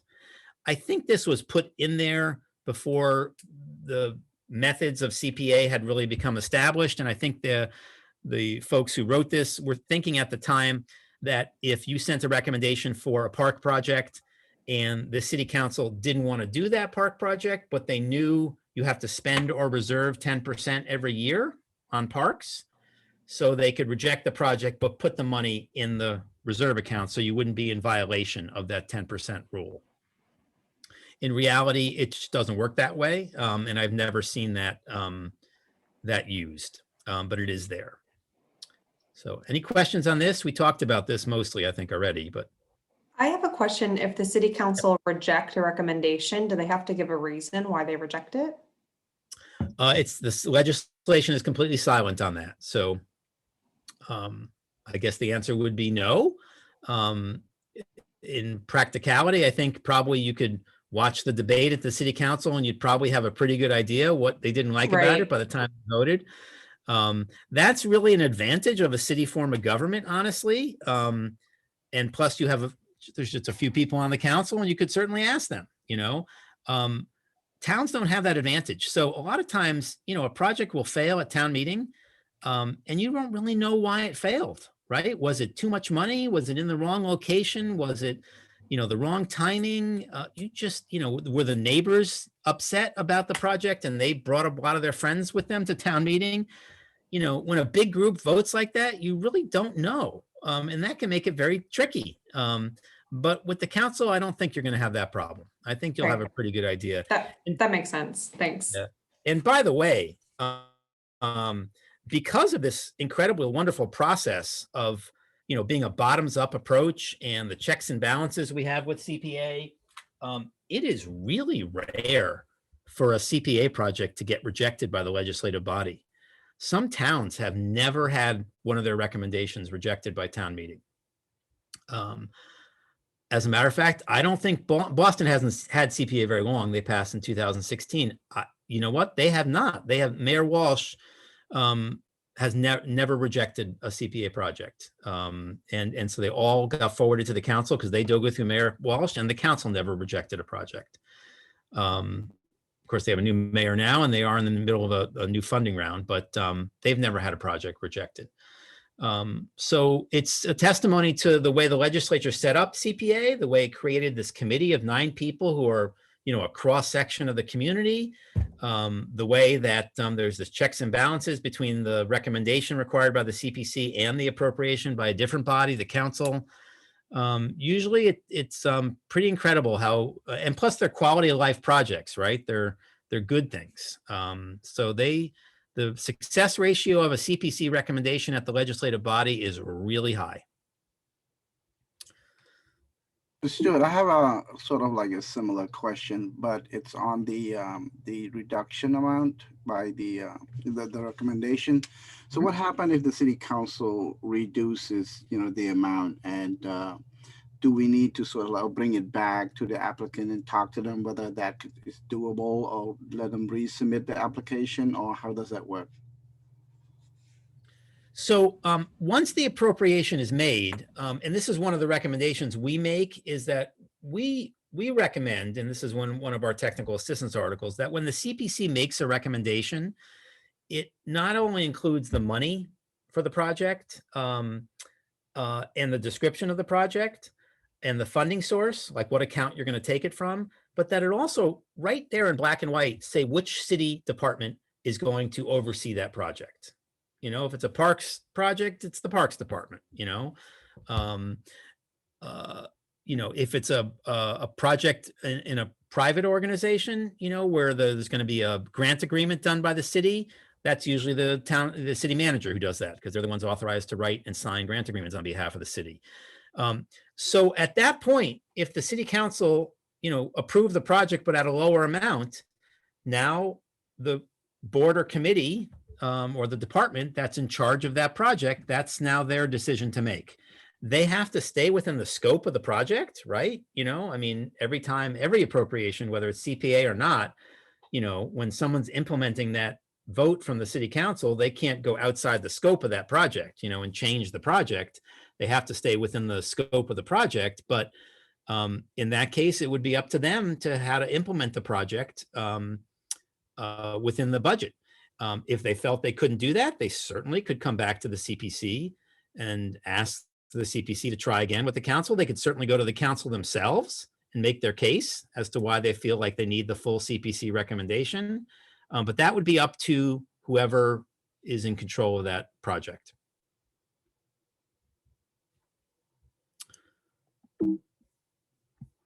All right.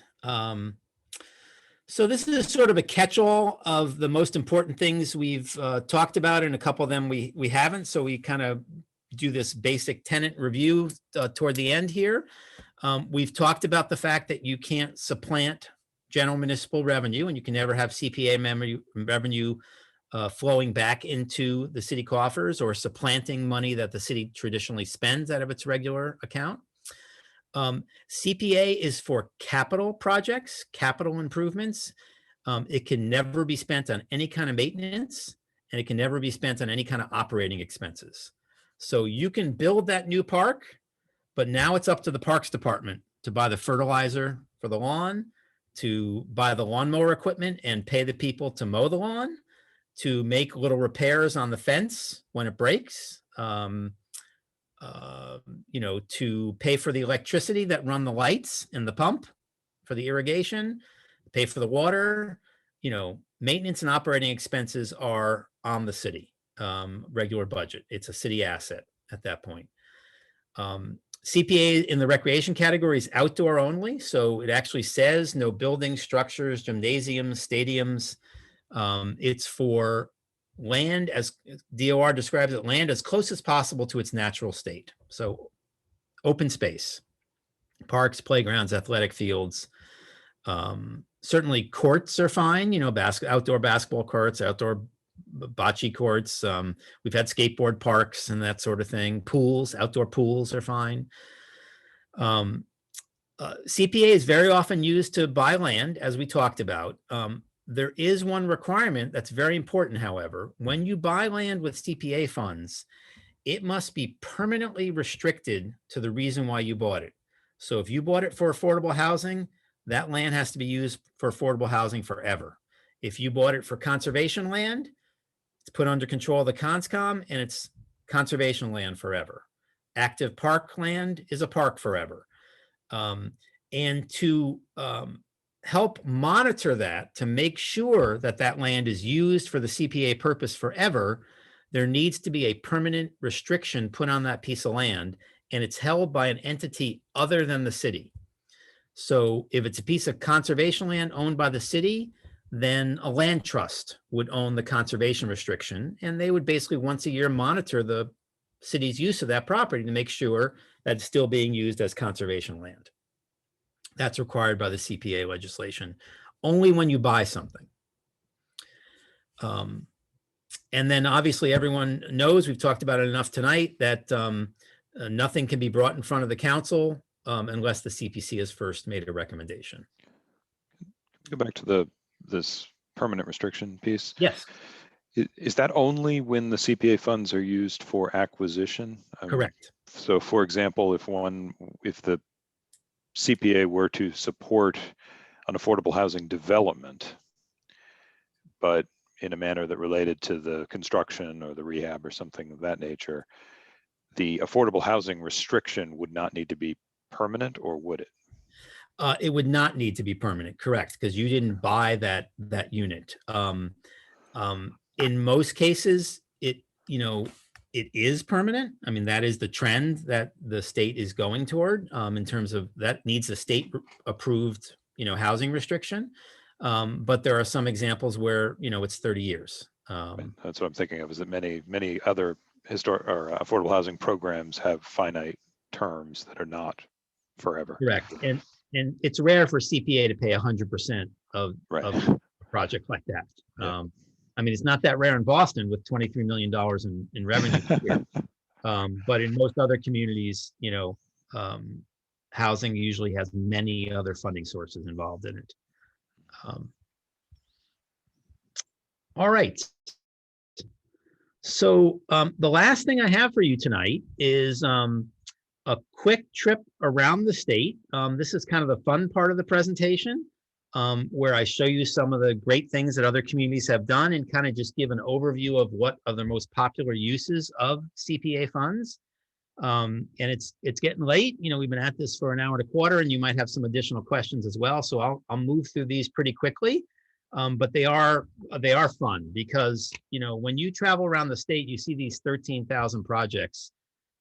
Some of them are just unbelievable projects that have been done. Unbelievable saving of historic assets and huge parks that have been constructed and, iconic open spaces. It's just unbelievable how creative people are in their use of CPA funds and the amazing things that have been done. We'll start off with the historic category. Doing a top to bottom restoration of municipal buildings is the #1 use of historic money. In the top left there, that's Gloucester City Hall. which had a complete $3.5 million renovation of the entire exterior of it. It was in terrible shape. And now they're moving on to the interior. That was done with a bond by Gloucester. It was their very first CPA project. That building was in such tough shape that that steeple, or the cupola, every time the wind blew over 30 knots, they had to evacuate the building because they were afraid it was going to fall over. And it is a spectacular building. It was built on top of a bluff so that as the fishing boats make their final turn into Gloucester Harbor and they look up, that's what they see, you know, since 1800s, they see Gloucester City Hall. The person who's applying the gold leaf to that cupola is on top of Needham City Hall, or Needham Town Hall. That is the single largest ever CPA project. It was a $15 million top to bottom rehabilitation of that spectacular historic building. And that is still to this date the largest ever of any kind of CPA project. You know, typically town halls in Massachusetts, the old ones, all had these function halls on the second floor. And that, I believe, is in Tingsboro, their whole second floor function hall being rehabilitated there. You know, particularly in a community like Lowell, you know, adaptive reuse of historic buildings and, you know, turning mill buildings, you guys have, you know, become world specialists in using mill buildings for other things in Lowell. So this program can really help with that. In the top right is an old shoe factory in Middleborough that is now an affordable housing development called Shoe Shop Place. The bottom left, that small building there is a former municipal library in Cohasset that they didn't need anymore. It's now 2 units of affordable housing. And in Chelmsford, right next to you folks, that's the groundbreaking of the Center Hall town renovation. They have 3 town halls in Chelmsford. They have the one they use right now, which is in an old school. That one wasn't touched, but they have 2 wood frame buildings on the north and center parts of town that were old town halls that were both empty and decrepit. And they used a CPA bond, hired 1 contractor, and simultaneously did a top to bottom rehab of both of those buildings. And they are spectacular, especially the center town hall. Right after they opened, we had one of our statewide conferences in that building. And it's now an art center. Anyone been to that building, attended a performance or anything? You have. It's great, isn't it? You should have seen it before a CPA put the money into that building. But it's really a terrific art center that is run by a great nonprofit organization. I do drive by it all the time, so maybe I'll have to make my way in there soon. Yeah, it's terrific. And tell them the CPA Coalition sent you. Okay, so we talked about nonprofit groups, you know, very popular with CPA communities, not all, but most provide funding to really important nonprofit historic organizations in town. The top left, that's a factory in Westfield. It is the last remaining whip factory in Westfield. And by whip, I mean horse and buggy whip. Westfield is the whip city because they once had a dozen whip manufacturing factories. This is the last one. It still makes horse whips, and they're building a museum of the history of the whip city and whip manufacturing in Westfield. And CPA money put some money into that historic building. If anyone's been to Northampton, you've driven down the main drag and seen the Academy of Music, a beautiful concert and play venue in downtown. That whole facade was restored with CPA funds. And in the bottom right, that's the birthplace of Abigail Adams in Weymouth. That's the Abigail Adams House. This thing was in such tough shape, it had graffiti all over the front of it. And it was managed by and owned by the Abigail Adams Society, which has been around for a long time. And they just did not have the funding to keep up the house. And CPA did a top to bottom rehabilitation on that, which brought a lot of energy back to the organization. And now they're really doing well financially, and it's a very popular tourist attraction. In 2006, we worked with the legislature to amend CPA so that it could be working on documents and artifacts. Before that, it was just buildings and structures, and now you can do historic documents and historic artifacts. So a lot of historic documents are, you know, molding away somewhere. And CPA can certainly deacidify the paper and stitch them if they're torn, and clean the years of dirt and encase them in Mylar and really protect them for the future and preserve them and rehabilitate documents and artifacts too. We've had Concord purchased a musket that was used in the Battle of Their Green from a private collector and built a big display case, and it's on display at the library. We've had 4 or 5 communities buy historic fire engines. You know, Sharon bought a 1930 Sharon fire engine back from Canada that had found its way up to Canada, and they brought it back, rehabilitated it, and it now leads the parades in Sharon. Georgetown has one of those old-fashioned hand pumpers. You know, the first fire engines were pulled by a horse, and you stuck a hose in the pond, and then you pumped it by hand. They have one of those that was used in Georgetown that they fixed up with CPA money.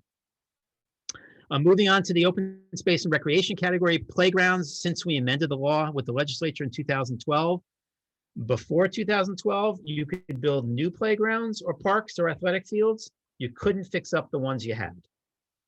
Think about that. Doesn't make a lot of sense, but that's the way the law was written. There's reasons for that, which I won't get into, but we were able to convince the legislature to allow communities to rehabilitate their existing ones. And now playgrounds all over the state, hundreds of playgrounds have been completely done top to bottom with CPA money. Randolph didn't have any playgrounds at any of its schools. One summer, they had a CPA appropriation, all 4 elementary schools, playgrounds all built at the same time over the summer. All 4 schools opened in September. Boom, they all had playgrounds.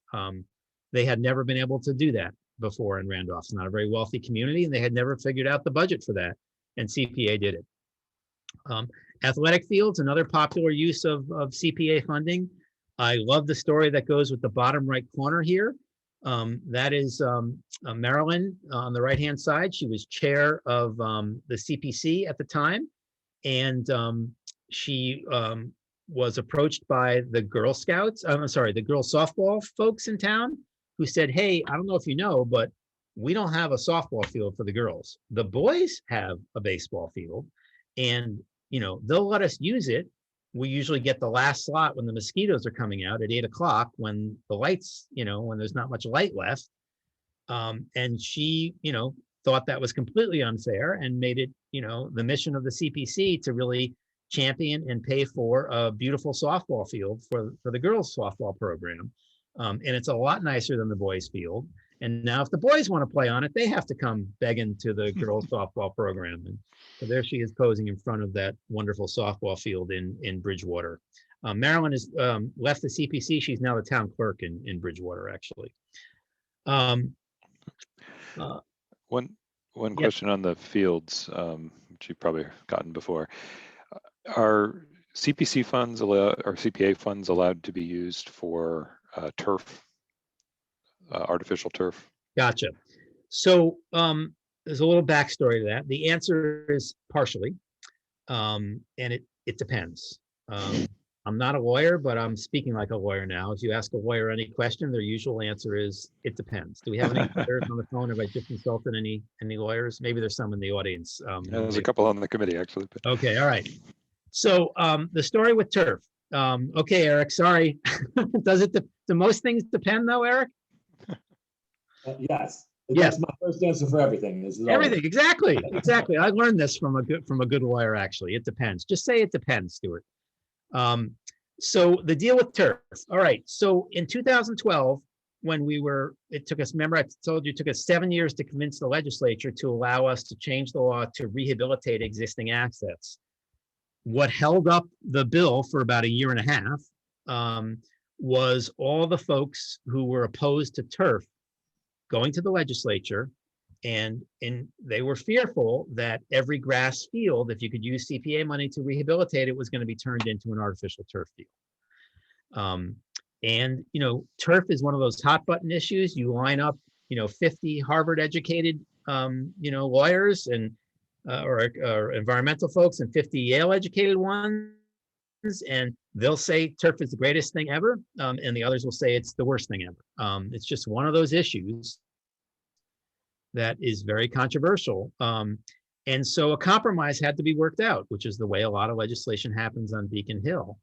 And the compromise that came up after a year or more of negotiation with the recreation advocates, us, the legislature, and the anti-turf folks, was that CPA funds cannot be used on anything to do with the actual turf surface, but all the other elements of the project are okay for CPA funding. So you could buy the land if you want to acquire the land with CPA funding. You can, do the lighting, the fencing, some of the prep work, that sort of thing with CPA. But the actual turf surface, you need another funding source. In reality, I think it's been an amazingly well done compromise, because these projects are very expensive, the turf projects, and they usually need more funding than CPA has. So we did one in my town, and it was a $3 million project, and the Booster Club raised $500,000 privately to do the turf surface, and the CPA fund paid for $2.5 million to do the whole rest of the park and buy the land and all that. Thank you. All right. So moving on, lots of rail trails that have had CPA money. You can build the trail. You can do it in pavement. You can build the bridges that go across roads. All the really capital improvements on rail trails are eligible for funding. You cannot use CPA funding for sidewalks, however. It has to be dedicated recreational land and not in the transportation corridor. So sidewalks are out, but rail trails or sidewalks within a dedicated park, that's fine.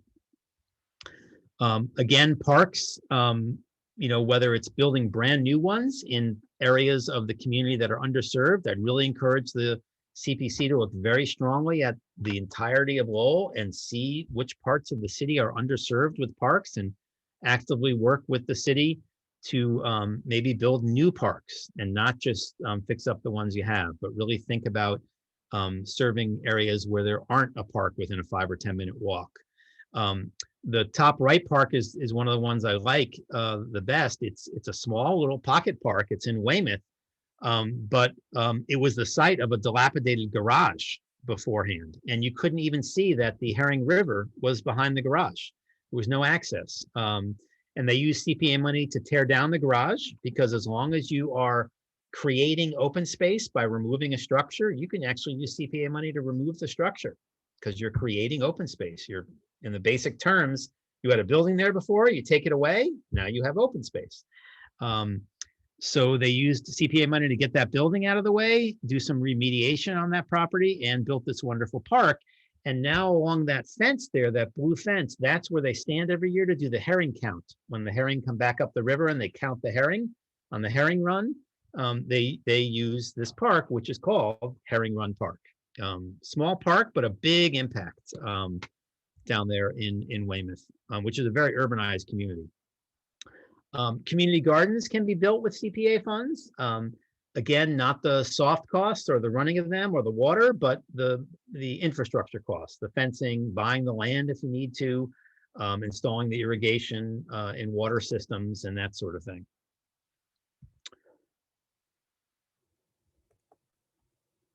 Oops, sorry about that. I hit the wrong button, and we're like 2 slides away, and I did it. All right, good. Everyone okay there? You can see it? All right, last category, housing. So as I mentioned before, CPA can cover up to 100% of the area-wide median income. So if you want to live in a housing that's been funded in some way by CPA, the limit is 100% of the area-wide median income. Most affordable housing programs only go to 80%, so CPA allows you a little bit more room to go up into the moderate category. These are the actual figures for Lowell that we pulled before we did this presentation for the moderate income limits for housing with 1 person, a couple, or a family of 4. So you can see, this is, anywhere up to, moderate income is okay. And you guys can decide on that. We've had communities that have done Habitat for Humanity projects, and those are down around 30% of the area-wide median income. So it's really all about addressing what the need is of the community. The nice thing about CPA is that these projects require council approval to appropriate the money, right? So they tend to be really good projects that the city is completely on board for. They're not projects that developers are clashing with the city on. They're usually wonderful collaborative projects. If you do buy the land with CPA money I will tell you though, that that's the one place where it has to be permanently affordable. I forget who asked that question. But we know when you buy something with CPA money, that has to be permanently affordable. So in that case, if you buy the land with CPA, you need to then make all the units permanently affordable. We've had a lot of veterans and specialty housing built with CPA funds. Because of the fair housing laws, these veterans housings or any other specialty type of housing has to come with services involved to fit with the fair housing laws of the United States. But we've had a bunch of these that have been constructed with CPA funds. Again, going back to adaptive reuse. Another quick you know, question a lot on of affordable buildings. housing. Sorry to Sorry about interrupt that, you there. Adam. You're on a roll, but you mentioned there that all of the units have to be permanently affordable. Does the CPA require that 100% of the units in a project be affordable for CPA funds to be able to be in it, or can it be a mixed income project? It definitely can be mixed income. It only needs to be all affordable if you buy the land with CPA funds, because you need to restrict the land to affordable housing. And that's honestly very rare. You know, normally CPA money goes to helping to construct the project or pre-development costs. But we have had some examples. Lincoln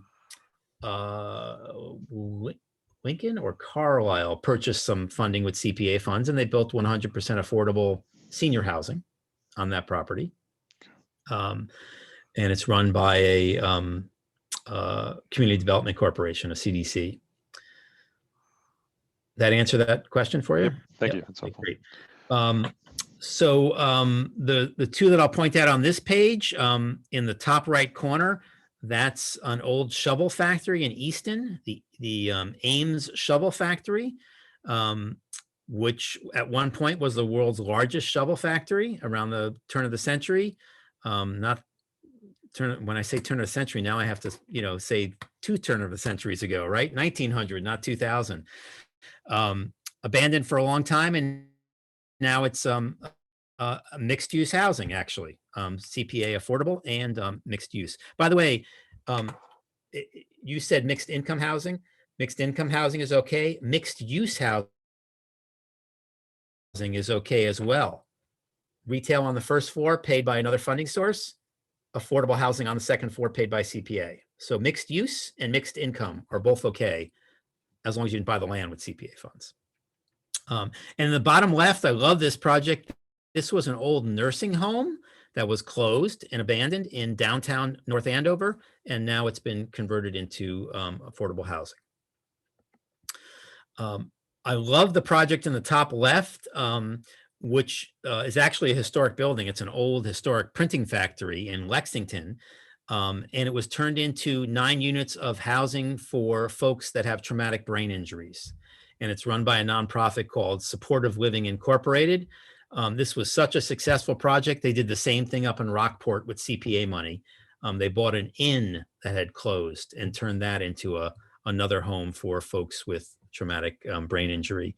Habitat for Humanity is really one of the most cost-efficient builders of affordable housing in the world. And 60 or 70, I think, CPA communities have partnered with their local Habitat chapter to help them construct housing. As I mentioned, it's not just developers.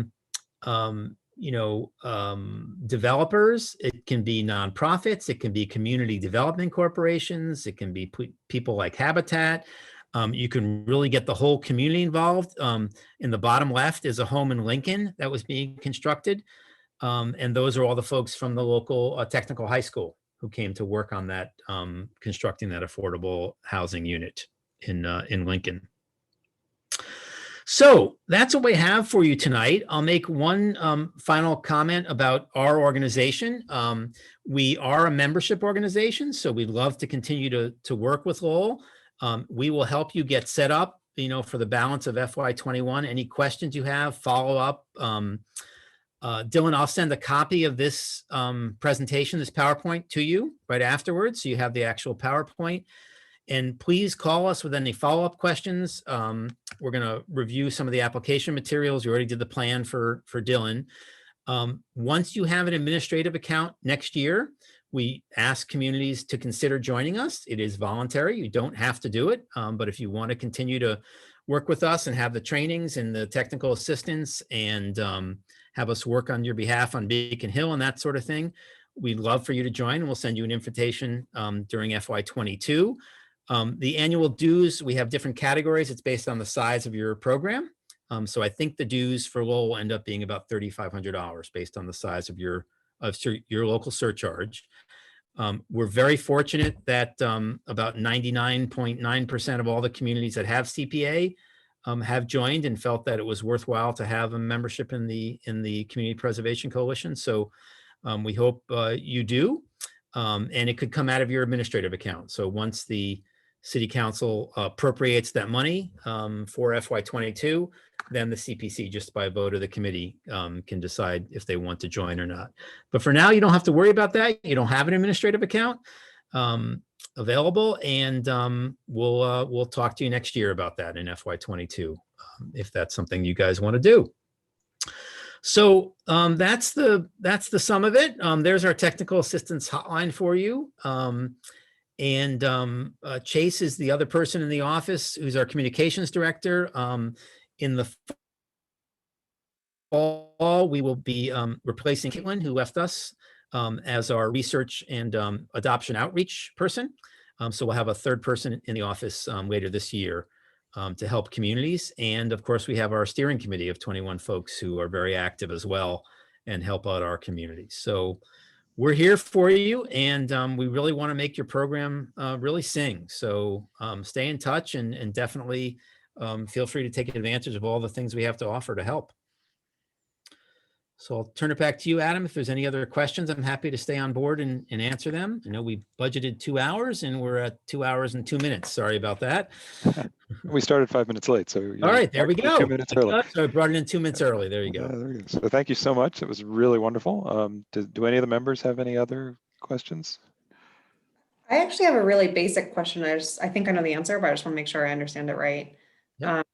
Say it's pretty close to $1 million in the fund per year. If we don't get enough applicants to meet that $1 million funding, does that it stays in the fund? You don't have to spend it each year. Is that right?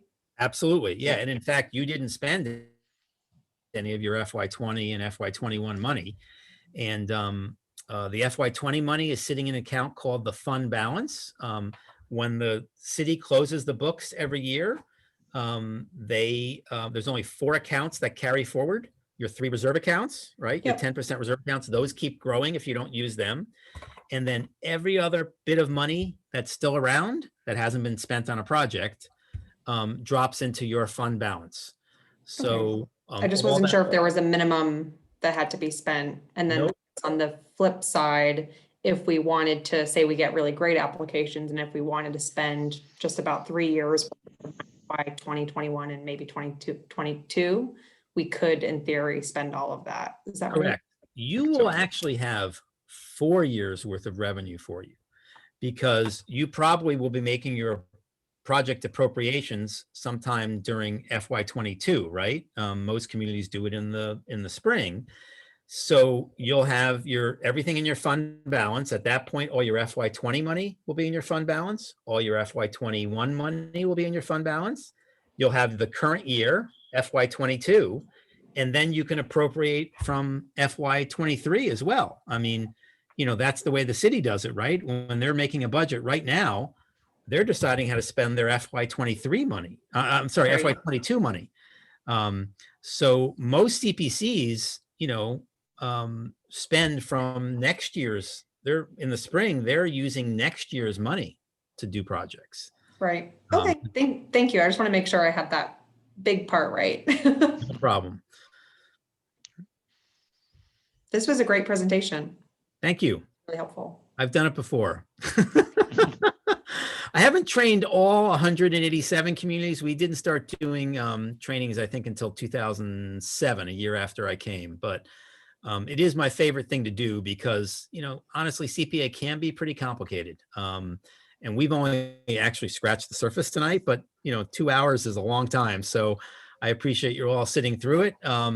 Other questions will definitely come up and we'll help you along the way. That's excellent. Thank you. Any other questions or comments from members? Adam, I'm just going to add, Stuart, this was tremendous. Thank you very much for coming. I want to thank the staff and I want to thank the chairman for inviting you to, this was really interesting. So thank you for your time. Great. And I look forward to seeing you in the future, by the way. Happy Thank to do it.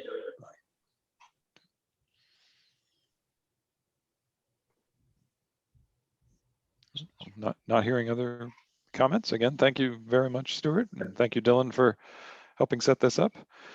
And I think we actually don't have any other business on our agenda, but are there any other comments of any sort from the members or questions? So, Adam, I've been looking at the budget, or Dylan can help me answer this. Do you know where it's at in terms of the budget allocation? Is it including in some, so basically the city just posted the budget for 2022, and I just want to take a look at it and see where it's allocated to, or what section is it the CPA's in? I can probably answer that Go ahead, Eric. very quickly, which is the CPA is a non-general fund revenue, and it's a separate vote that's going to take place at the next council meeting. The budget vote will take place, but the CPA appropriation is separate, so it's not included in the FY22 budget document that was voted. Thank you. Can I request of Dylan and Eric, I guess, can you all put together for us just a quick summary of the funding from each of the fiscal years in question, the fiscal 20, 21, 22, and the projection for 22 and the projection, if we have one at this point, for 23, just so the committee members can have an appreciation for sort of approximately where we are in terms of resources? I actually, while we were on, I scheduled a meeting with the CFO while we were on this meeting for tomorrow to talk about the cleaning up the FY21 budget, and so I can get that information. Great, that'd be great. Thank you. Any other further comments this evening? Oh, I think that might be it. All right, well, I'll invite everybody's favorite motion. I'll make a motion to adjourn, Mr. Chairman. Do we have I'll a second? second the motion. Excellent. Thank you. All in favor? All right. Aye. And anyone opposed to this? That rarely gets a no vote. Thank you. So, thanks a lot, everybody. And again, I want to thank you one more time, Stuart. Good night. Yeah, Have a good thanks, night. everyone. Nice going, Adam. Good show. Thanks.